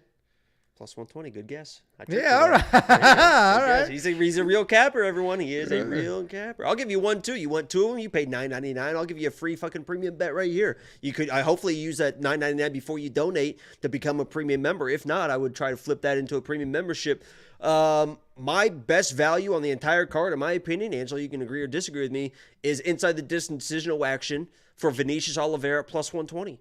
I don't see Ricky Simone smoking this guy. He showed how durable he can be. He's gotten back to his feet after a full mount. I don't see him getting submitted. He seems like he's a durable guy. I think he's the more dangerous guy. And at plus 120, you get your money back if Ricky Simone just wrestles him for 15 minutes. Woo! I like that one.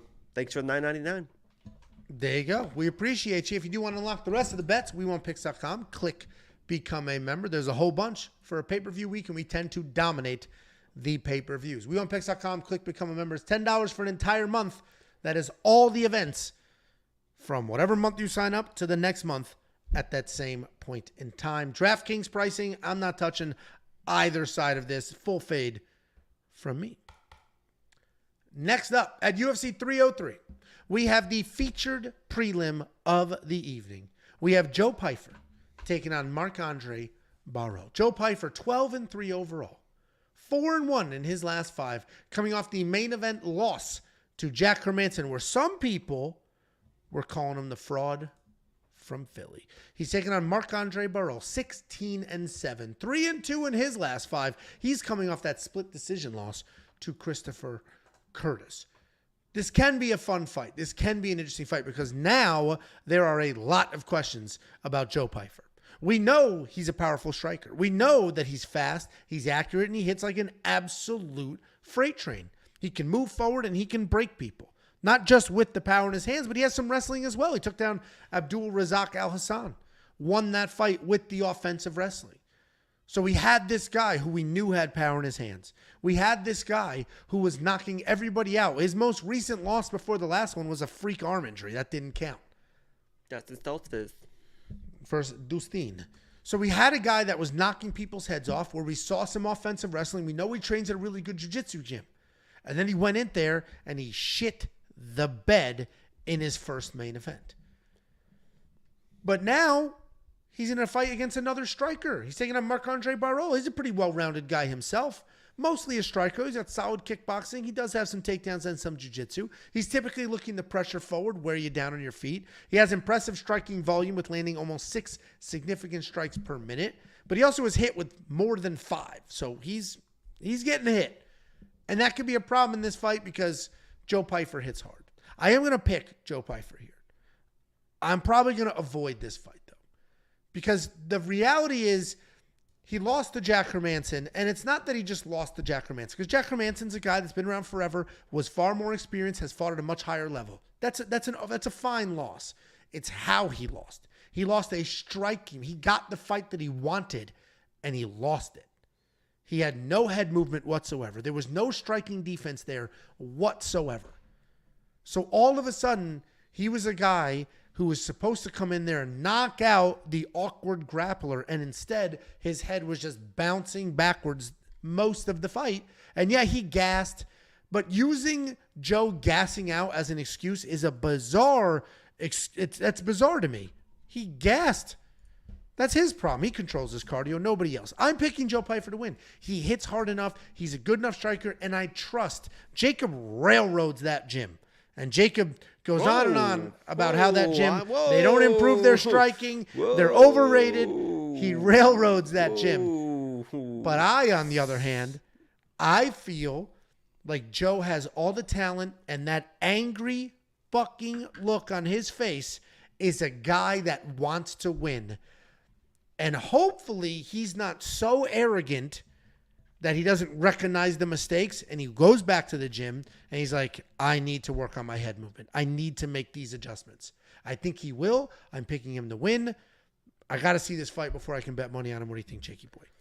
First of all, people, and obviously I've had as Angel mentioned, I've had my differences with that gym with some of these fighters. I don't think Joe Pyfer likes me in particularly, and obviously he was literally talking clowned you in his story and then deleted it. Well, I don't know what he actually said. He put me in a story at some point and then deleted it before I could I see it. doubt So I it don't was know what it favorable. was. So Yeah. I'm sure it was like, this guy was right the whole time. Actually, it wasn't even with his fight. I think it was with Sean Brady's fight. Yes, he was sticking up for his teammate. Yeah, which I was definitely wrong about that one. But yeah, people want to act like Joe Pyfer came in and laid an egg in that 5-round fight.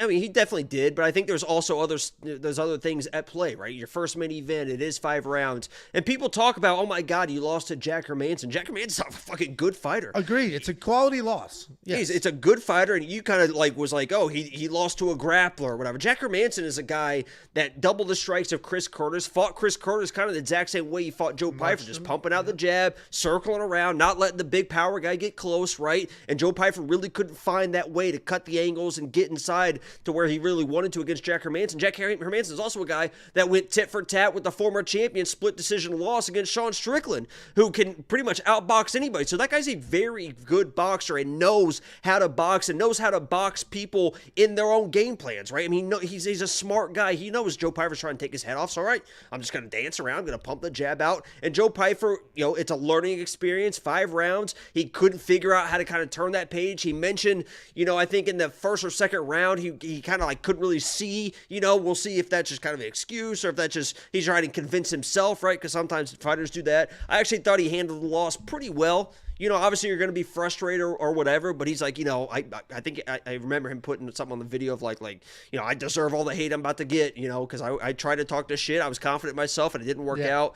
This is not Jack Hermanson. I mean, Marc-Andre Barriault he's a durable guy. He will lay volume, and if he has you where he thinks you're tired, he's going to keep power. He's going to keep piling it on. Because last time I was at T-Mobile Arena for 285, I had a lock of the week in Julian Marquez, and I said he was going to. It's kind of the same, a little bit of the same situation. I said he's going to take the head off of Marc-Andre Barriault, and he's going to be my lock of the week. He's going to knock this guy out. He tried to take his head off. He didn't take his head off. He gassed, got out volume, and got finished.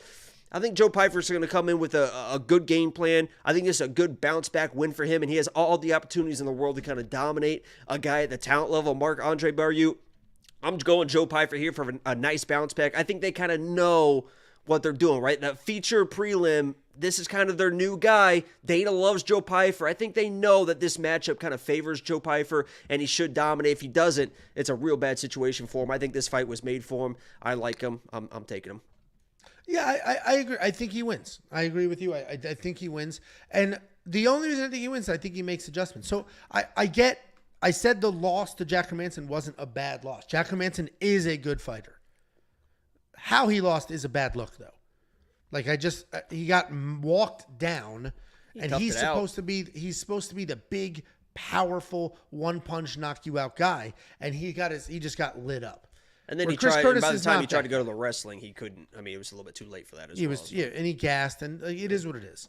But I do think he wins this fight. He should win this fight. I agree with you. I think he's put in a position to win this fight. But I give Mark a lot of credit. Like, the dude is tough. He is durable. He's not going to quit on himself. He's going to continue to move forward, continue to make stuff happen. So this could be a very interesting fight. This could be a very fun fight.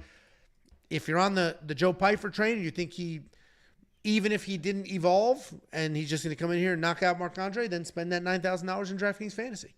If you do think he evolved, then definitely spend it, because his striking defense was the issue.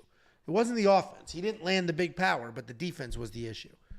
So if you think he's got that head movement going and he could weather whatever comes his way, then he should be in your DraftKings Fantasy lineup. And if you want to know what else you should do this weekend, go to WeWantPicks.com. Click Become a Member. It's only $10 a month. You're going to get picks, tools, bets, round line leans, everything you could ever want and need, not only from me, but Jakey boy. We got Artem breaking down UFC, PFL, Bellator. We got the three guys at Running Mouth MMA giving you their picks and bets. And we have an artificial intelligence giving you picks based off historical data. WeWantPicks.com. Click Become a Member at the top. What does PPTY stand for? Pity party, baby. That safety parlay is one of the things included in premium, and it dominates pay-per-views. 11-2 in the last 9 pay-per-views. A handful of those pay-per-views, I did more than one safety parlay. And they're doing their damn thing. I've been 4 in a row. Pay-per-views specifically dominate. 70% event win rate overall. A lifetime ROI of 25%. This is one single bet.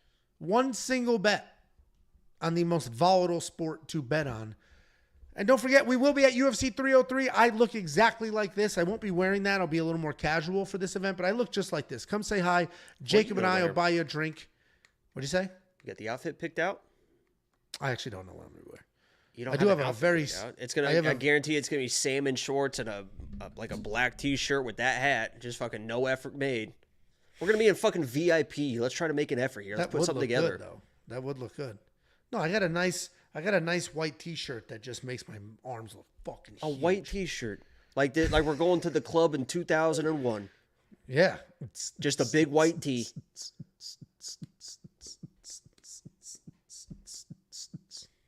Good old days. But if you don't want to say hi in real life, you can send us a letter. We have a whole pile of letters that people have sent us that we have read on the Fight Foods vlog. The vlogs have a mail day. We'll open your packages. We'll read your letters. We'll eat your food. We'll do all the things. Here is the address. We Want Picks, P.O. Box 406 in Prosper, Texas, 75078. I saw that comment, and this dude, nope, not that one. Where did it go? This dude,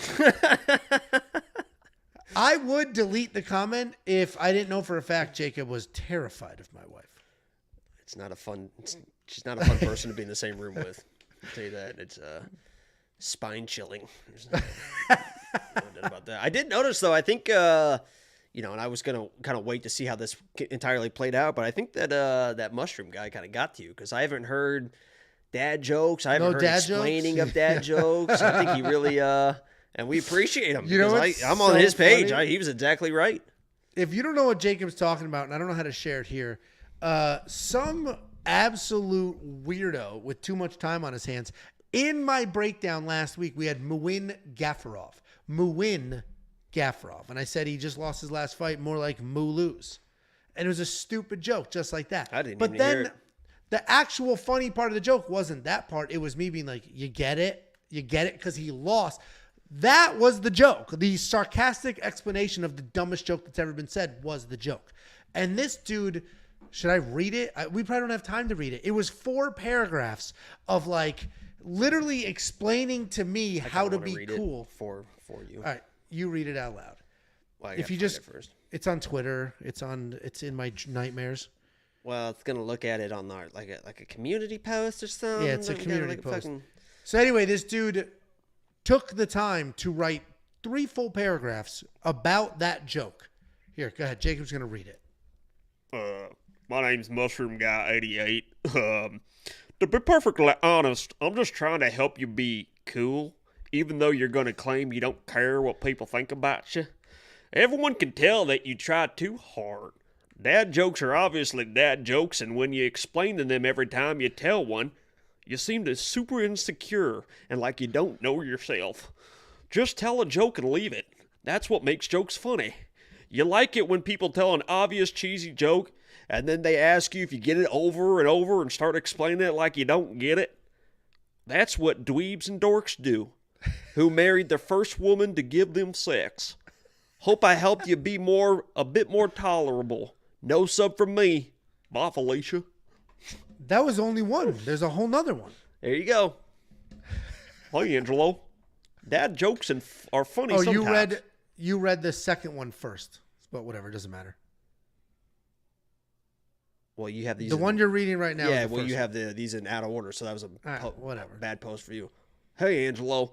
This is the first one he wrote. Dad jokes are funny sometimes.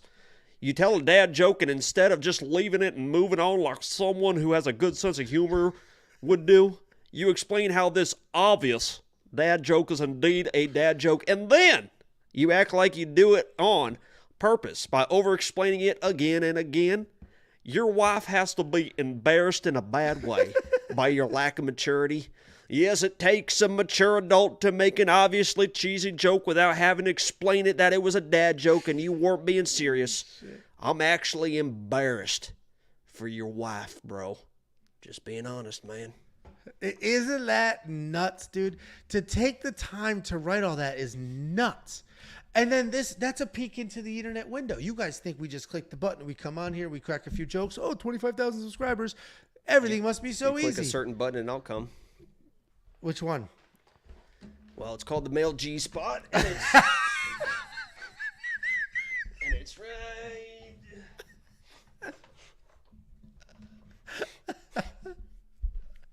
I can't wait to see his letter. His letter about 72 hours. 72 hours. We'll get it. No hands-on demonstration. No problem, Angelo. I'll teach you a thing. We got the California King. We'll be far enough away from each other. Just bent over. We'll put a divider if you want. Oh, shit. Well, we're going to move on to the main card, but before we do, let me send you $50. Just go to WeWantPicks.com. Click Become a... Nope. Wrong pitch. Just go to WeWantPicks.com/bets. Use the link. Sign up using the links. Make a deposit. We send you $50 as a thank you. If you have submitted your form and you haven't been paid yet, resubmit it. We have a wild influx these last couple of weeks for whatever reason. So we're just working our way through it. WeWantPicks.com/bets. Sign up, make a deposit. We'll send you $50. We do have another $20 super chat before we move on. Angelo hitting the gym. Hell yeah. Angelo... didn't move at all. Hitting the gym. Excellent breakdown, guys. Keep it up. Best picks and value in this space. This guy gets it, man. These Thank are you people so much, that Prophet. spend their money to be premium members, and they love it so much they spend more money to It's tell wild. people they should spend their money. It is wild. It's And crazy. I couldn't appreciate it more, man. And if Couldn't anything, it appreciate just more. supports the channel, guys. Even if it's not about the bets or whatever, people support streamers for nothing all the time. Thousands and thousands of people just to throw some support. That's just basically like a Twitch Prime. Well, a little bit more than that, but like 4 Twitch Prime subs. Well, we appreciate all of you. Opening up the UFC 303 main card, we have what I think might be the most interesting fight on this card. This is certainly the outside of the main event, the highest stakes on the card. We have Ian Garry, undefeated Irish prospect, taking on Michael Venom Page. Whoa. Not his name. Ian Garry Machado, undefeated. Machado Garry. It's even worse, dude. Put it at the end. It's even worse to put it in the beginning. When you hyphenate a name, you put it at the end. Hey, do not speak about my Brazilian brother like that. Okay? I will not tolerate He you speaks speaking. Portuguese. Yeah, fala português. Yeah. I know. Unlike Você you. fala português. Yeah, I speak as well. Eu falo português as well. Ian Machado Garry taking on Michael Venom Page. Venom is a nickname, not part of his actual name. Ian Garry is undefeated in his career. He's coming off that split decision win over Jeff Neal. He's taking on Michael Venom Page. 22-2 in his career. 4-1 in his last 5. He's coming off a very successful UFC debut. This is a battle of high-level technical strikers. That's what this is. They're both high-level technical strikers that have a ton of offense and okay defense. Ian Garry's striking defense is not what we all think it is. When he made his UFC debut, that dude was cracked, and he was cracked hard, and it was a problem. Oh, I was there. I actually was at. So I was actually at UFC 285. Where I Oh, saw, wow, okay. That wasn't his UFC debut, you idiot. You were talking about when he idiot. got cracked. And it's not that wasn't the first time. It also happened in his UFC debut. I was idiot. at UFC 285. Yeah, at UFC 285, he fought Song Kanan. Song Kanan almost put his lights out. But what was impressive is he recovered. He had any other referee, they probably would have stopped that fight. It was very bad and very close to being stopped. Hell yes, it was. And he got on that stool. Were you there? recovered. He recovered. He came back out, and he won the next 2 rounds and ended up with a late finish.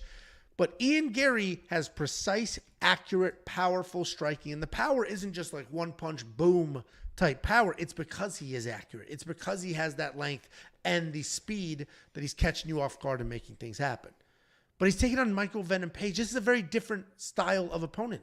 This isn't Daniel Rodriguez standing there marching forward. Michael Venom Page has a combat karate background. He's never in one place for more than a half a second. He hangs out well on the outside and then will come launching his body in. He will cover 6-7 feet of ground running forward to land a big strike. Michael Venom Page is wildly impressive. The things that he did in his last fight were insane. A spinning back elbow. He has destroyed more human being body parts than any other fighter I can think of. Go watch the pictures, or go find the pictures of Cyborg after he fought Venom. Literally a crater in his head. He's destroyed knees, faces, heads, bodies. Michael Venom Page can make stuff happen. He does have a loss. He's had a couple of losses in MMA. One of them was the most impressive knockout I've ever seen from Douglas Lima. But he does have a loss in bare knuckle boxing against Mike Perry. Mike Perry was able to have some success because he made that fight as dirty and disgusting as you possibly could. He was in the pocket, just never not in Michael's face. Because if you give Michael Venom Page space to work, that's where he could time those lunges. That's where he can hang out on the outside and set things up. If you stay in his face and you make it ugly, he might not be able to move. Ian Garry is going to give him space because that's how he fights as well. My gut and my brain are split here. My gut is like, Ian Garry's going to win. He's younger. I think he's the real deal. But my brain is like, Ian Garry gets hit. We watched him almost finish. In his UFC debut, that dude got blasted. He's not insanely dangerous. And he is fighting the most creative, most dangerous striker he has fought to date.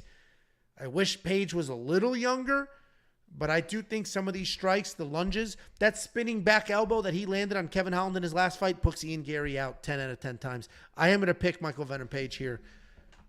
This is an awesome fight. I'm looking forward to it. What do you think, Jakey boy? Did you just fart on stream? Pretty sure that was your take right there. So what if you actually shit your pants and try to do a bit? I don't have that issue, Angelo. I'm not one of these people. Didn't you spend 80% of your childhood getting worked on by doctors like an ET movie and I because figured you it only out. shit I your went to your pants? house on a random 2 o'clock on an afternoon on a Saturday, and the toilet bowl was exploded for no reason. Like, what are you doing? It's 2 o'clock on a Saturday. You have explosive diarrhea. I don't have those issues. I can control what's going on down there and in here, and what I'm gonna put in. Listen. Not a great take, not the best take I've ever seen. This is going to be Ian Garry's going to show you why the fuck he's Ian Garry. Ian Machado Garry. Ian Machado's not Ian Garry. My Brazilian brother. I told you guys that the Brazilians were going undefeated on this card. And you might have thought, okay, Jean Silva, Vinicius, Oliveira, Bueno Silva, Diego Lopes, maybe he's kind of half and half. And then we got Alex Pereira. Guess what? You forgot one. Because me, as a Brazilian, as you know, I'm 1/3 Brazilian, 1/3 Japanese, 1/3 American. We have adopted Ian Garry into being Brazilian. Ian Garry is a Brazilian in this fight. He is going to go undefeated with the Brazilians. He's going to show you how good he is in this matchup. And I say it for this to say this. Because obviously I know Michael Venom Page is good, right? And he's a flashy guy, all this stuff. One person is coming to this fight to put on a fucking show, right? To do the stuff, to put a name, and blah, blah, blah, blah, blah. And one person, okay, my beautiful Brazilian brother, is coming into this fight to fucking win. Ian Garry doesn't give a fuck about anything except for fucking winning. He will clinch this guy. He will try to get takedowns. He will do anything it takes to win this fight where this dude, Michael Venom Page, wants to put on a show. He had Kevin Holland knocked out, held him up to continue fighting because he wanted to put on more of a show. He is a showman. That's why we love him. But when showmen meet people like Ian Machado, my Brazilian brother, who has just as many striking abilities as him, Ian Garry's going to put on a show. And I think he's going to remind people that he, quite possibly, could be the next champ. And it's going to be Ian Garry and Jack Della Maddalena running this division for 10 years. Never heard of that Shavkat lady. I'll bet you. But Is instead that what of just make a deposit. When's the last time?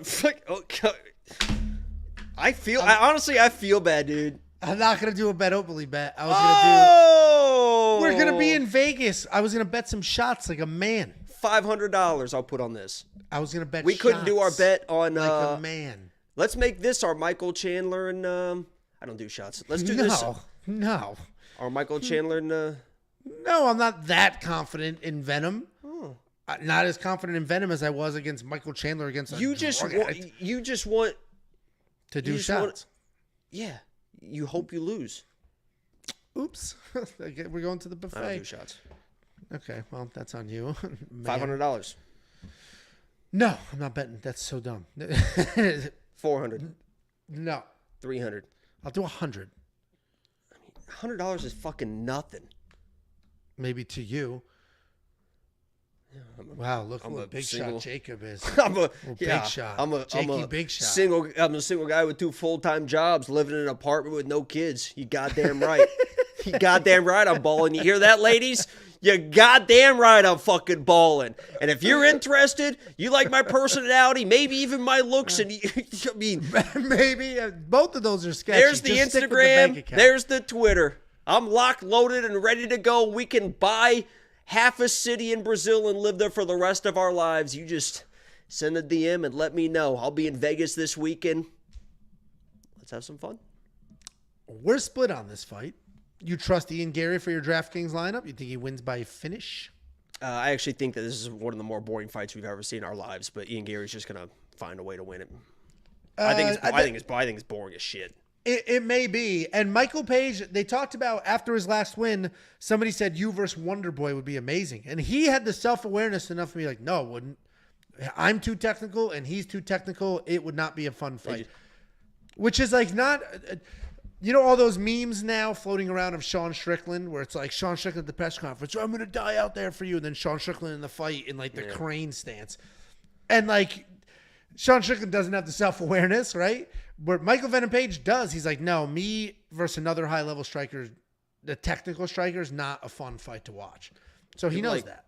People are questioning that it's going to be boring. Dude, Ian Garry does not want. He knows he didn't want to take this fight. He don't want to fight, and he says he just wants to win. If that means just standing out in distance and doing calf kicks for 15 minutes, that dude, I promise you, Ian Garry does not give a fuck about anything but winning, and he's going to make it. He knows how dangerous this guy is. He knows how much this could ruin everything that he's built at this point to get a title shot. Right? I mean, this could be a situation where Michael Venom Page takes everything that Ian Garry works for. If he gets a win in this situation, Ian Garry's going to make this most boring fight ever, and he's just going to figure out how to win.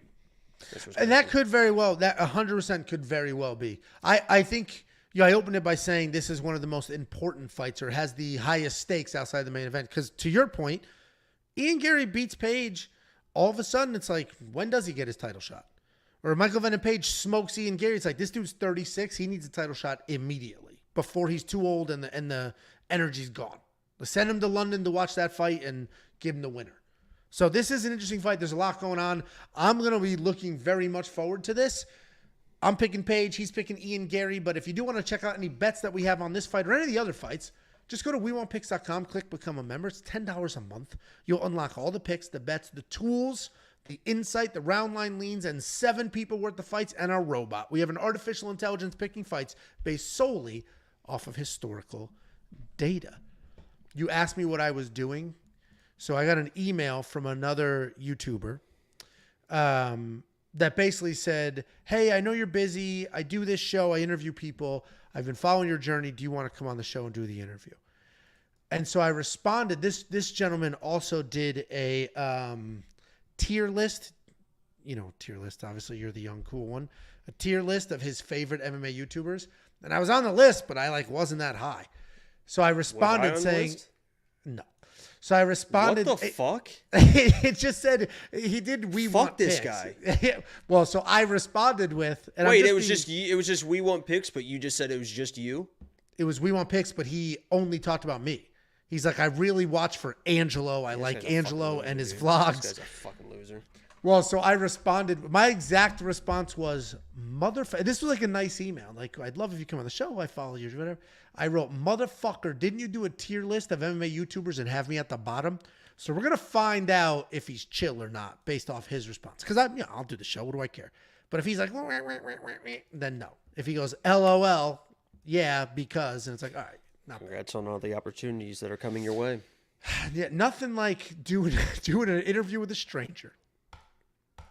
Now I know how Amanda felt. Next up at UFC 303, we got Mayra Bueno Silva taking on Macy Chiasson. Mayra Bueno Silva fresh off of her title shot loss. But she's back at it, looking to work her way back into a title shot.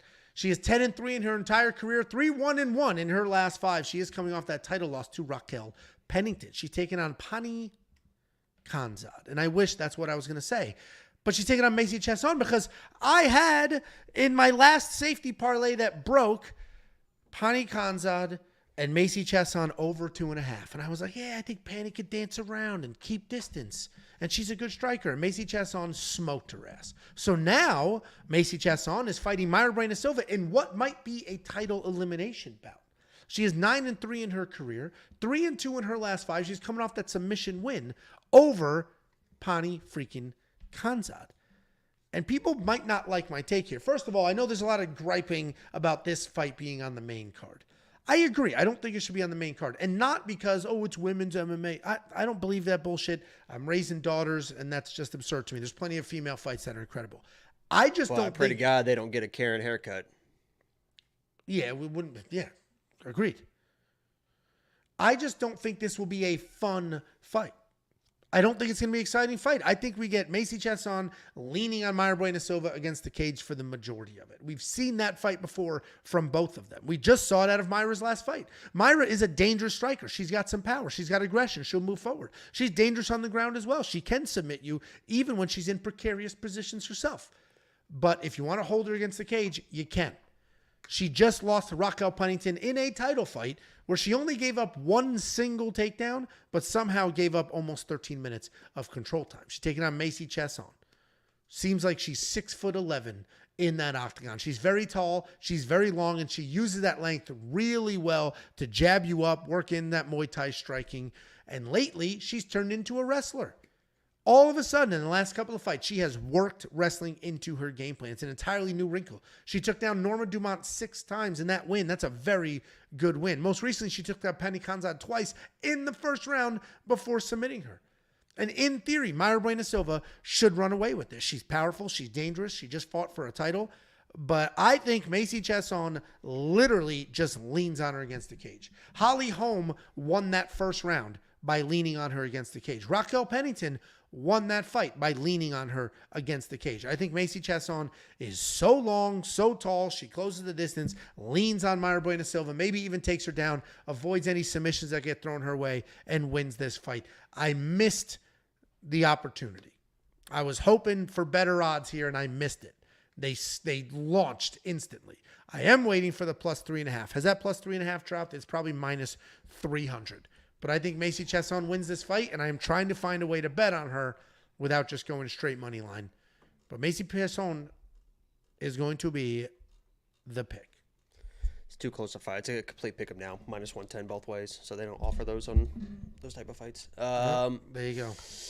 So there would be an opportunity to arbitrage this for a lot of people probably that got Macy, and then they can bet Bueno when it flips. I said that the Brazilians are going undefeated. They're going undefeated. Mayra Bueno Silva is going to win this fight. I think she just can bully Macy Chiasson. Macy Chiasson, you mentioned the wrestling. I hope she uses it. She's going to get reversed. She's going to get swept. She's going to be in trouble against Bueno Silva on the ground. And I don't see Bueno Silva coming in and being that same girl. I know it's kind of fool me once, shame on you, fool me twice, shame on me type of situation. But I think she's the one moving forward in this matchup. Macy's backing up. Bueno Silva's a bully. And once you let her become a bully, she just bullies you even more. And she's going to win this fight. Oh, okay. I disagree. I'll bet $100 on this fight as well. Okay. Okay, done. Great. If you'd like to bet on this fight or see the And bet just that so you know, guys, Angelo hasn't won a bet against me in years. I won every single bet that I gave premium members last week. Every 100% of the bets that I gave premium members last week won. And if you want to be a premium member and have access to the bets that hopefully clean sweep again, just go to WeWantPicks.com, click Become a Member. It's $10 for an entire month. And you're going to get bets, picks, tools, round line leans, and artificial intelligence, everything you'd ever want or need heading into a fight week, including DraftKings Insight. I like Macy Chiasson at $7,400. Even this is that was quite the fumble on my part. Even if this is a grappling match, that's going to score really well for Macy. Jacob, are you going to put Mayra Bueno Silva in your DraftKings lineup? Point to that no. Point to that no. Yeah. Why'd you write no? Do you know why I wrote there? that? No. I bet you couldn't even figure it out either. It's kind of a little bit elevated sense of humor for you. No Viva Las Vegas? No. Somebody said, Jake, will you write my name on the board? Eric. So instead of writing his name on the board, I wrote no. Why would I have seen that comment? $1.99 super chat from Christian Baller talking about Jacob's Ian Garry pick. Jacob picking the cuck to win. Shocker. I think he said that sarcastically. Honestly, a lot of people that are anti-cuck are usually the ones that are usually how that plays out, honestly. That's like the people that are just like, so like, oh, like, you're gay. The wild conservatives that are passing anti-gay also the laws. search history is like, oh, here we go. So I think that was a little bit of projecting there by Christian. Especially with he's got the wife in the picture. Like, there she is, guys. I swear. All those 80-year-old senators that are tapping shoes in trailer men's room bathrooms. Just tap, tap, tap. You don't see those news stories? Is my feed different than yours? Do we have a different lot algorithm? of sexual predator stuff on my feed, unfortunately. So, is that an analogy or a metaphor or something? I just remember, like, in my teens, maybe it was some politician, like a pretty big politician, was arrested because he was tapping, like, reaching under the stall and tapping other people's shoes. And I guess that's like a thing. Like, hey, you want to go do stuff? And he got in trouble. I like how And he you're got- trying to act like I guess that's a I guess that's a thing. I learned Like, it on the news. Oh, I had no idea. I learned it on the Apparently, if somebody's tapping on shoes, this is Google what it. that means. I had no Shoe idea tapper. before then. Google it. Oh. Next up, at UFC 303, we have the featured fight of the evening. The brand new featured fight of the evening. This fight was put together just 2 weeks ago. And even though the opponents have swaveled all over the place, we have two short notice opponents. Anthony Smith stepped up on short notice to help save the day. His opponent dropped. And now Roman Dolidze is stepping up on short notice, up in weight, to try to save the day. Anthony Smith, 37-19 in his career. He is 2-3 in his last 5. He is coming off that massive underdog win over Vitor Petrino. He's taking on Roman Dolidze, 12-3 in his entire career, but he is on a 2-fight skid. Roman Dolidze is a world champion grappler, and we have seen those skills in the cage. Was it Jack Hermanson that he put into a pretzel and submitted or TKO'd almost instantly when it hit the ground? And Jack was supposed to be Little calf slicer. Just like a mounted calf slicer, and dude, it was instant. he was like trying to break his leg, and then he was like, "Oh, I can just punch him in the head right now." Yeah. It was literally instant. Like, as soon as they were on the ground, it was like, "Oh shit, that guy's in trouble." It was that crazy. Phil Hawes goes down as a TKO as well, but that should have been. I think that submission win was flew like that plus dude's knee 500 out. or plus 600, but he went to the ground and boom, all of a sudden Phil Hawes doesn't have a knee anymore. Phil Hawes took down Roman Dolidze with an insanely beautiful duck under, instantly in trouble on the ground. Instantly. But while Roman Dolidze is such a phenomenal grappler, he doesn't really offensively grapple. You're not going to watch him shoot a lot of takedowns. He almost relies on other people to get him there. And a lot of that has to do with the fact that he's got some power in his hands. So he does march forward, bombing away, looking to land the big one, looking to make something happen. And if you shoot on him, even better. He's typically not going to go ahead and shoot on you. He will, but it's not the most common thing in the world. Historically, he did have some cardio issues, but he's an insanely tough guy that doesn't quit, continues to move forward. He is coming off the one-sided whooping by Nasruddin Imavov, where he did go 0 for 4 in takedown attempts. He's taking on Anthony Smith, tried and true, toothless veteran Anthony Smith. And I say toothless because we watched his teeth get knocked out of his mouth when he fought Glover Teixeira, and then he literally picked him up, handed him to the referee, and continued in that fight. He's an insanely tough guy. He's a guy that will not quit. His nickname is Lionheart, and that is very suited. He can be finished, though. Khalil Roundtree knocked him out cold just 2 fights ago. But then in his last fight, he came out there, massive underdog, threw out some leg kicks, got Vitor Petrino's leg all messed up. Vitor took a shot. He sucked up a guillotine and made it happen. And that's not the first person Anthony Smith has submitted. He has submission wins over some highly ranked people at this weight class. Anthony Smith is very good, and he has a ton of skills. This is a weird matchup because it is short notice for both of them. Roman Dolidze has an insanely clear path to victory, but who knows if he's going to do it? He doesn't do those things. Roman Dolidze doesn't follow game plans. He just goes out there and gets into fights, especially on short notice. I do think Roman Dolidze is going to win this fight. Most of that has to do with the fact that I do think, while Anthony got that nice win in his last fight, I think he's definitely on the back end of his career, and I think Roman Dolidze is going to move forward, bomb away. There might be some clinch work. Maybe he will shoot a takedown because he's worried about his cardio, and then he'll get something done. But I do have a bet on this fight, the same bet I have put on every single Roman Dolidze fight ever, and that is wins inside the distance, decision, no action. Jacob sent that to me this morning when it dropped. It was minus 130. 135, and I got the 135 sniped it. I got it at 150, minus 150, not 6 minutes after you sent it. It flew. I don't know what it is now. But for a favorite who is that durable, you don't have to. It's very weird because a favorite as durable as he is, to have that bet be 175 now. Not as much I thought. You're starting to lose some of the value, but No. he's very, very durable, so you don't have to worry about him getting finished. and he's dangerous. So even if he gets his face bashed in for 15 minutes like he did against Nasruddinov, you get a full refund like nothing happened. What do you think, Jakey boy? Yeah, this is, in my opinion, and I just kind of thought about this in the moment because I don't have pre-recorded, responses that I read on Sunday. And I'm just reading again today. Roman delete. I think this fight could look like the Johnny Walker fight with Anthony Smith and Johnny Walker. By the way, Johnny Walker was lock of the week that week. A little bit controversial because it was still minus money, but he was the underdog in that matchup. And it was just kind of the presence. Sorry, in your defense, you had an underdog. They dropped, and you threw up Johnny Walker at the last minute. Yeah, well, they're frat babies, but yeah. He was the underdog, but it's Johnny Walker's kind of physical presence that kind of stifled Anthony Smith, right? He wasn't really like a come forward striker. He was on his back foot, and Johnny Walker was kind of able to kind of control the inside of the octagon. And Roman Dolidze kind of has that same presence, right? He is a 185er that's coming up, but I don't think size is really going to be an issue. It might be a little bit of a height issue, but Roman Dolidze, you mentioned his grappling prowess and championship. I believe that was at 220 pounds. He's not small. So he's a big dude. He's a thick dude. I think strength-wise, he's probably going to be stronger, especially in like clinch and grappling positions. I just think Roman Dolidze is going to control the entire pace of the fight, right? This isn't like a cement head Marvin Vettori or Imavov that can kind of dance around and pick him apart, right? Anthony Smith's going to be a little bit more plotting.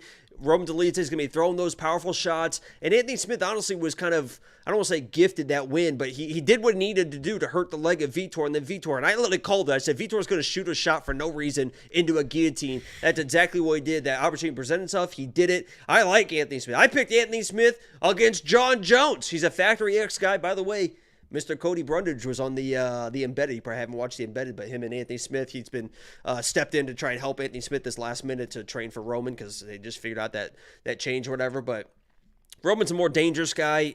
He's going to be dangerous on the feet, and if it goes to the ground, like you said, he's a fucking problem. He's a finisher everywhere. Even if he doesn't finish, I think the pressure and the bigger moments are going to go to Roman. And we've seen, Roman will just kind of hold on to you to win rounds as well. He's not opposed. He's not opposed to, kind of just riding you out. And if in those positions, I think he's going to be pretty strong up in 205. So I'm going Roman Dolidze here, but I agree with your bet that I placed as well. Well, there you go. DraftKings Fantasy, we don't have that pricing just yet because this fight is newer. We should get that pricing, I assume, in a day or two. We might have that by Wednesday. I don't know what they're going to do because Roman is the favorite, but it's not a tremendously wide. So he might be like $8,400, something like that. And I'll have to look a little closer if he is. Roman Dolidze. He does. I can see did he get a hair transplant? Because you can see a perfect hairline there in the front. He's good now, yeah. With you saw Joe Pyfer's got one going too.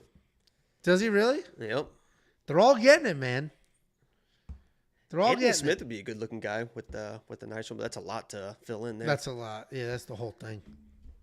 There's not enough on the sides to put back to the top. Yeah, they grafted from there. Did you see that picture of Landon Donovan? Yeah, that was unbelievable. Dude, what's so weird is he was like, they told me you wouldn't be able to notice on TV, but why didn't you shave the rest? Why didn't you shave the long parts? That's what I don't get. I don't know. They just told him that it was going to be a straight shot, and then they lied. Dude, it's insane. Did you see? I think he posted his text messages with his friends. His friends are like, dude, just roasting his ass. Yeah, like what the fuck is that?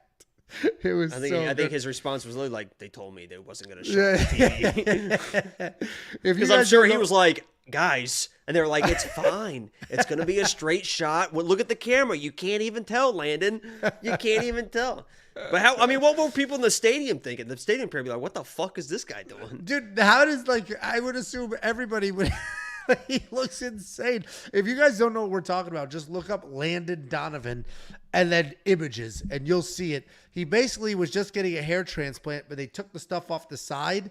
So he has like weirdly long hair while being bald and then just a shaved patch on the side. It's the weirdest thing anybody's ever seen. It was quite disturbing. What's not disturbing, though, is the insane value that you get with premium membership. Just go to WeWantPicks.com, click Become a Member, and unlock everything you could ever want or need heading into a fight week. It's 2-1 Panthers, 8 minutes left in the third period. They're getting excited down in Florida.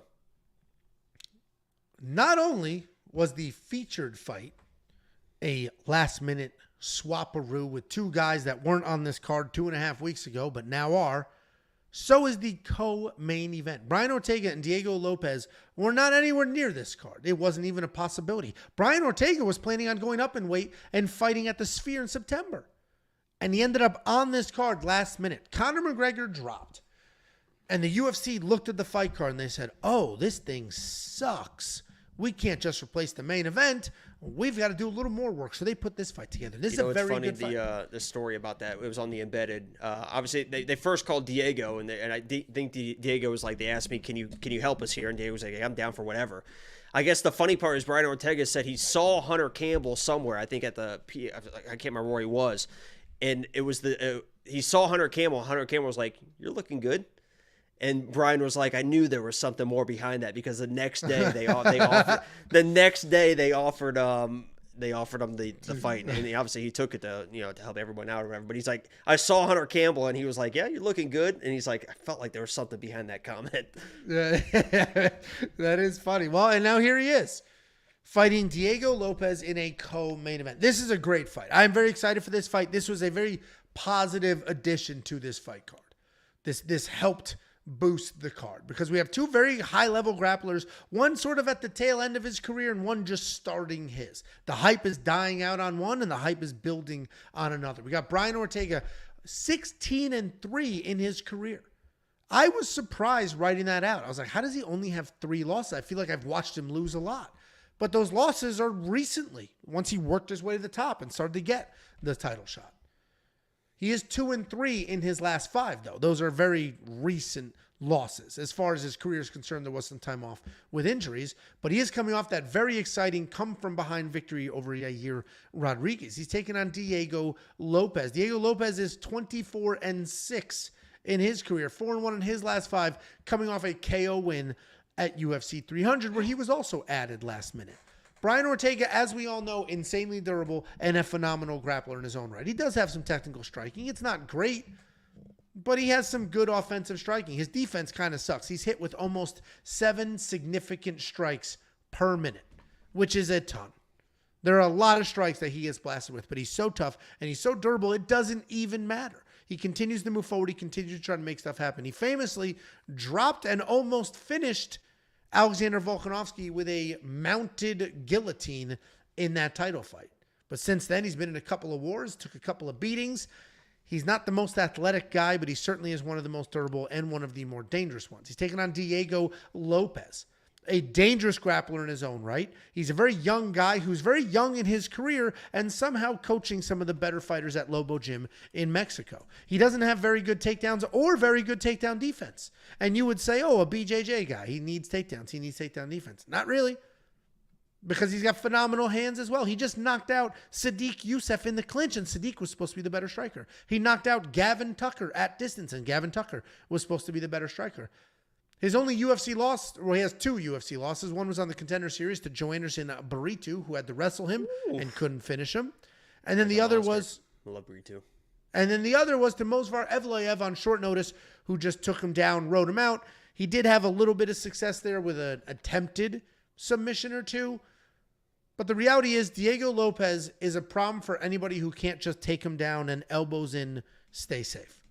And I think this is a problem for Brian Ortega. I think Brian Ortega took this fight because they gave him a boatload of cash and he's just a gamer. Brian Ortega is a sweet dude who has no quit in him whatsoever. That Yair Rodriguez fight, he got the shit kicked out. He probably gave up a 10-8 and then survived, came back, and then got the finish in his own right. I think Brian Ortega is going to show up, look a little older, look a little slower, and somebody like Diego Lopes with the swag that he's got going on right now, he just has like swagger right now. Like there's not a single thing he's not worried about anything. He shows up smiling, ready to go. He's got power in his hands. He's got slick jiu-jitsu. Like there's just an energy about him that you feel like this guy's going to do something big. I am picking Diego Lopes. I did bet on him, and you could get even better value now. I got him at -150. The dude's -126. The line is tightening, and I can understand that. Brian Ortega, whatever. I thought the line would widen when he was like, yeah, I didn't plan on fighting till September, and I was going to be a lightweight The dude was doing nothing as far as, like, he's squarely focused on cutting a shit ton of weight right now. And I don't know if you saw Diego Lopez's pictures floating around on Twitter and Instagram. He is training. Enormous. So Diego Lopez is my pick, and I do have a full-blown money line bet on him. What do you think, Jakey Boom Balats? Yeah, that dude is absolutely he's always training, always into it. I actually knew that he was going to take this fight before it was announced because I saw on his Instagram for morning one morning he was eating just a slice of bread and a cup of coffee, and I screenshot it and said to Angela, I said, "Oh, he's probably going to be in one of these fights because he is cutting weight." That was a few weeks ago. He must have just got the call and immediately started cutting weight. And the Angel's like, "He's eating bread. He's not cutting weight. He's not taking To have carbs that close to your fight is insane. It's 3 weeks insane. out. It was not 3 weeks out. This fight hasn't even been booked for 3 weeks. It was 3 weeks out. It's still a week until the fight. It was 2 weeks ago. It was like a week and a half ago. Listen,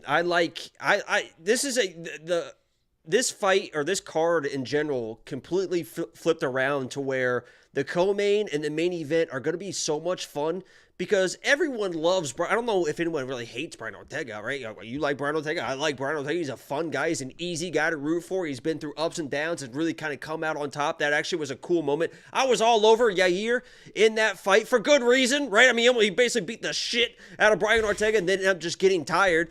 It was cool to see Brian Ortega have that moment, right? He talked about the eagle and the talent and all this stuff, that overcoming everything in his life, whatever. Everyone loves Brian Ortega. Obviously, everyone loves Diego Lopez as well. You see the main event. People love Garry. People love Alex. Obviously, there's a lot of back and forth on these fights, but these are beloved fighters. I love Brian Ortega.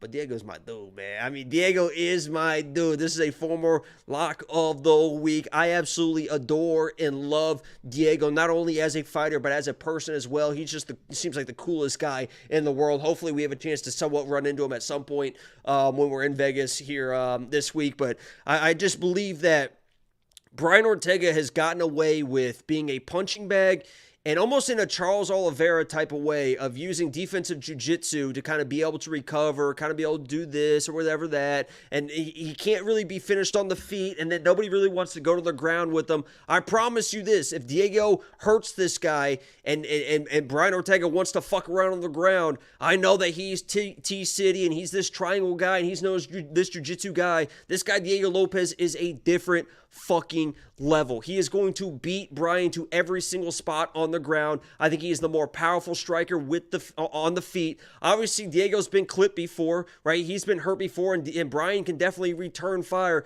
but Diego is just so fast, man. And you saw the speed of Yair really give issues to Brian. If that's the same type of fight, and Diego brings that same type of speed and those same type of shots with maybe even more power than Yair, and Brian tries to start grappling to save himself like he did against Yair, he's going to lose the grappling as well. I like Diego here. I respect everything that Ortega brings into the octagon, the toughness, everything. You know, he seems like a great dude.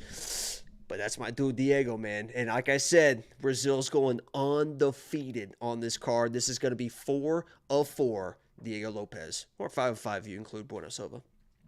Yeah, listen, I don't disagree. Obviously, Brian Ortega is a guy that you just can't count out. And this could look like last week's main event. This could look like, there's levels to this, and the young prospect isn't going to get it done. And this could look like Robert Whittaker knocking out Alice Kirov. I doubt it, and that's why I bet my money. I did not bet on Ikram Aliskirov. I did not trust that. I trusted Robert Whittaker too much. Could you imagine betting against Bobby Knuckles? Could you imagine? That'd be so dumb. That is crazy. Yeah, and let me say, too, because I don't want to seem like I'm just all over Diego no matter what. I was very... Please be careful against Sodiq Yusuff because Sodiq has real power and Diego can get a little bit reckless. So I was going into that fight like, man, I don't know about Diego against Sodiq. And he fucking smoked his ass. So it's like, all right, here we go, Diego. I'm all in now.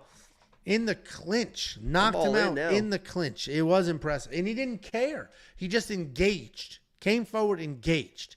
So he wasn't worried about the power. He wasn't worried about the striking. And it's that swagger that I think will help him here. Brian Ortega is too chill of a guy, honestly. I think Diego Lopez is just going to beat his face, make something happen. $8,400 in DraftKings. I like it. I have the money line bet on him. Wish I waited, but it is what it is. I'm surprised when Brian Ortega was very public about his plans to change. I thought this would widen, but he's the name. He's the veteran, and he's getting the money, and that makes sense. Yeah, and I keep seeing. Yeah, and let me just say too. I believe he's going to 155 no matter what after this fight. So his heart is set on, which means this cut this week is going to fucking suck. I guarantee when he accepted at 155, the first thing he thought about was like, "Oh my god, I don't have to cut so much weight." Now, if he's already going to 155 afterwards, he knows this is the last time I'm cutting weight. It's like, "Oh god, I can't believe I'm doing this again. Can't wait to be at 155." And people keep saying there's somebody in the chat right now, Ortega's going to sub him. Guys, I don't think you guys understand how good Diego Lopes is. And just, if this is a jiu-jitsu match, Diego Lopes fucking smokes Brian Ortega. So I would be careful getting caught up in like the T-City, he almost guillotined Volkanovski type of stuff. Diego's fucking really good. I think his family is like world known in like Brazil as like coral belts and stuff like that. So yeah, it's an exciting fight. It's a great addition to this card. I am looking forward to it. I will spend the $8,400 in DraftKings. You need some of those mid-price guys. And Diego Lopes, to me, seems like a great guy at this price point. 4-1 in his last 5. That one loss was a wrestling match, and that's not what we're going to get here. So all aboard the Lopes train. If you do want to unlock all the picks, the bets, the round line leans, the tools, and everything else that we offer, it's only $10 a month. A month. And the UFC, I just looked at their schedule now. We have UFC 303, then the Denver card, and then there's a whole slew of other cards, including the England pay-per-view. And this entire summer, they said there was like 12 events over 14 weeks. There's only 2 breaks the rest of the summer, leading all the way past the Sphere card. $10 a month, WeWantPicks.com. Click Become a Member at the top. Next up, in the new main event at UFC 303, we have Alex Pereira taking on Jiří Prochazka in a rematch. This was not the original main event. We all know it was supposed to be Conor McGregor and Michael Chandler. Conor McGregor literally broke his pinky toe. And I saw a bunch of articles written like, a podiatrist said that is definitely an issue. This surgeon said that's a really bad break for a pinky toe. And I remembered years ago, I saw an article about a jiu-jitsu guy that kept breaking his toe. And in order to compete at, it was Abu Dhabi's or whatever, he literally just amputated it. And then I Googled it, and then I found it. And he just amputated his toe. I think Ronnie Lott did that for the 49ers safety back in the day? Just amputated his fingers. He was a football player.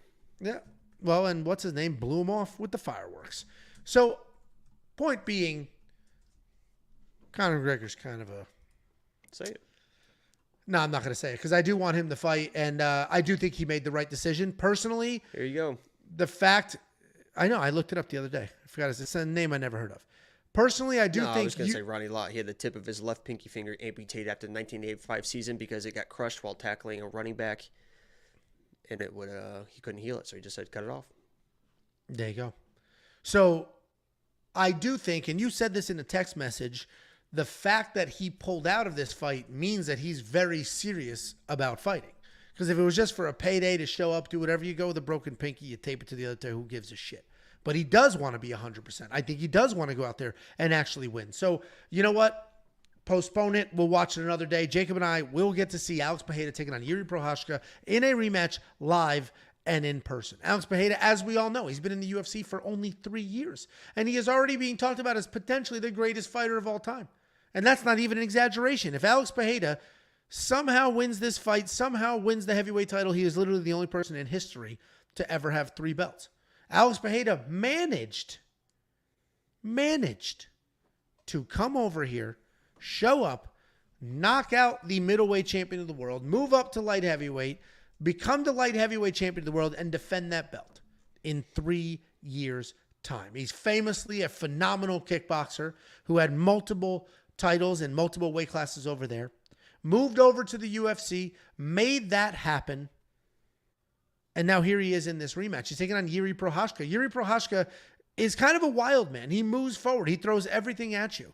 You can hit him as hard as you want, as many times as you want, and other than Alex Pereira, when they fought the first time, you're going to have a hard time doing something with it because he's insanely durable, and even though he gets rocked, he gets back up and he continues to move forward. He's susceptible to leg kicks like crazy, but he's got no quit in him whatsoever. I am looking forward to this fight, but I'm nervous about it. I want Alex Pereira to go down as the greatest fighter of all time.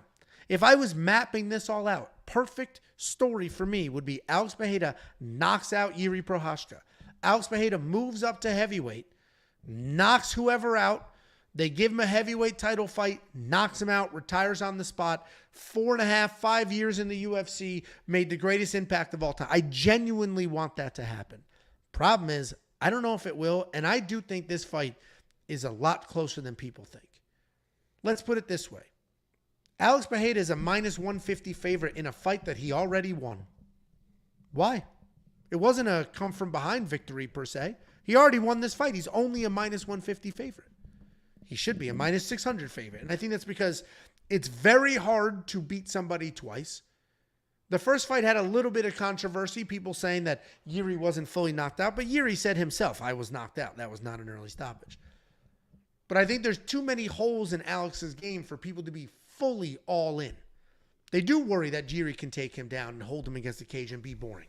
They do worry that Jiří's already felt the power, so he's just going to move forward and throw whatever. Who cares? I'm all in.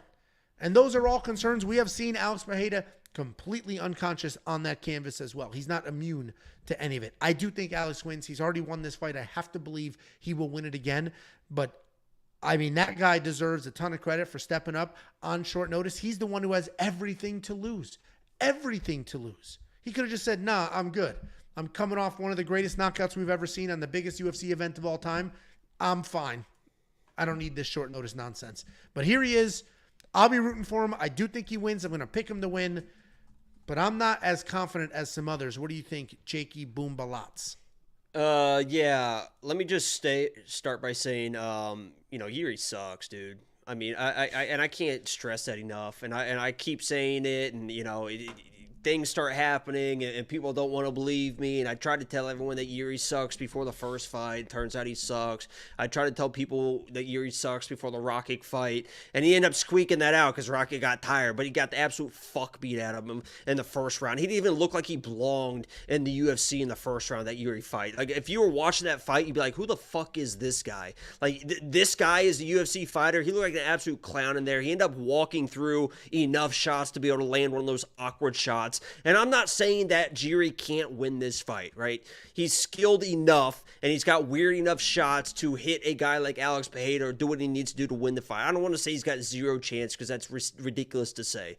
But there is no way that he should be able to beat a guy like Alex Pereira. This guy, just his defensive striking is just fucking terrible. It's fucking terrible. He came in the UFC, he beats a guy, Volkan knocks him out, right? He fights Dominic Reyes, he gets put on skates, he gets knocked out with an up kick, he ends up finding a way to win that fight. He fights a 40-year-old Glover, he should have been knocked out and finished. He comes against Alex Pereira, he gets knocked out, he gets finished. He comes against Rocky, he gets the absolute fucking shit beat out of him, calf kick, both his legs are fucking done. He toughs it out, he finds a shot against Alex Rocky. That shit just doesn't work against power punchers. He made a mistake against Alex Pereira and fucking paid. His legs got chewed to fucking pieces in the first fight. He had to go to the wrestling. Alex knew to stay safe in the wrestling and had something waiting for him next time he closed the distance. Nobody makes reads like Alex Pereira. How quickly he made that read against Jamal Hill to knock him out. This is everyone that bet Jiří in the first fight, that doubled down on Jamal Hill, the big, powerful, sweet dream. Jamal Hill's going to knock this guy out. Doubled down on Jamal Hill in that fight. Now they're tripling down again against Alex Pereira. They're going to fucking lose again. This guy, his defensive striking is atrocious. He's going to get lit up. The Cavs are going to get lit up. He's going to get desperate. He's probably going to be slept again. And unless he brings his fucking wrestling shoes for 25 minutes, he's going to get knocked out just like he did the first matchup. And he probably is never going to win a UFC fight ever fucking again. The guy sucks. Alex Pereira is going to fucking dominate and win our Brazilian parlay for $1 million. And I've said Jiří sucks for years. This is a new thing. That is not new. I think is a little exaggerated. Anybody. I have honestly this, and I go on these tangents sometimes, but I'm being serious when I say it. I understand the aura that Jiří brings. I understand liking the guy. He's a fun guy. He's a fun guy to watch fight. The warrior, the samurai spirit. I understand everything that comes. And if you want to root for him and you want to pick him this, I have no fucking idea how anybody can watch the first round of that Rakic fight and put money on this guy. He got the absolute fucking shit beat out of him from toe to fucking head. And just because Rakic didn't have the power to completely knock him out, guess who fucking does, right? Come on, guys. What are we doing? Safe to say you have some bets on Alex Pereira? I do. We're going to have more. Wait till we get to fucking Vegas, buddy, because I'm bringing about $5,000 cash, and we're going to be load the fucking boat. I am looking forward to this fight. I am worried about it because in this rematch, the confidence is interesting. It'll either be Alex being like, I already knocked this guy out, I'll knock him out again. It could be Jiri afraid of the power because he felt the power and it didn't go well for him. Or Jiri like, I felt the power. What's the worst that happens? I've already lost this fight. I'm supposed to lose. And then he moves forward like a psychopath. Anything could happen. I am looking forward to this fight. It's not quite the caliber of a Conor McGregor fight, but it's certainly a very good, a very meaningful main event. And this is what turns people into legends. This is what can make Alex Pereira an absolute legend. 2 short notice step-ups to save 2 pay-per-views 2 months apart. Absolutely love it. $8,500 in DraftKings. I probably will spend the money because if he wins this fight, he will win by knockout and he will be worth that money. If you do want to check out the rest of the picks and the bets and everything that we've got going on, the tools, the insight, WeWantPicks.com, click Become a Member. It is only $10 for an entire month. Panthers won the cup. Just got over. They were up 3-0. Went to Game 7, but they pulled out 2-1. Congratulations to your family. Yeah, that is incredible. What else is incredible is a $50 bonus that we will give you. Just go to WeWantPicks.com/bets. Use the link, sign up, make a deposit, and we will send you $50 as a thank you. It's affiliate marketing. You're going to use the link and sign up. They're going to pay me. Thank you for the customer, Big Ange. And then I'm going to slice off some of that money and give it right back to you. You can use that money to become a premium member and unlock the Safety Parlay. The Safety Parlay continues to dominate pay-per-views. This is a volatile sport. We all know that. One punch can change everything. Lines don't matter. We've seen more giant favorites lose in 2024 than any other year we've ever seen. And through all of that chaos, the Safety Parlay continues to hit at a 70% rate. We have been 11-2 in the last 9 pay-per-views. And that's because some of those pay-per-views, I put up more than one Safety Parlay. 25% lifetime ROI. But premium membership is more than just the Safety Parlay. You're also going to get tools like the line movement tracker. You're going to get detailed data metrics and analytics. You're going to get a DraftKings optimizer preloaded with the best DraftKings ownership projections on the planet. You're going to get more than just me and Baby Jake. You can get Artem breaking down PFL, Bellator, LFA, the regional shows, and the artificial intelligence breaking down fights based off solely historical data and then the betting systems we developed around the AI. All of this, WeWantPicks.com. Click Become a Member. Jakey boy, any last words for the people? I don't know how excited you are, but I'm pretty excited for this week. I am very excited. We're going to be there. I'm looking forward to being there. I've never done a trip to Vegas that wasn't for work or with my family. So this will be nice. Oh, this will still be for pleasure, though. Okay. Just like you and this will be. I'll give you a better experience than your wife did. Yeah, she was like, let's eat at a fancy restaurant while the fights are on. It's like, that's a promise. I think we're gonna have some fun here. Yeah, I gotta go. See you guys. Thanks for everything. Like, subscribe, do all the things, and we'll see you at the fights.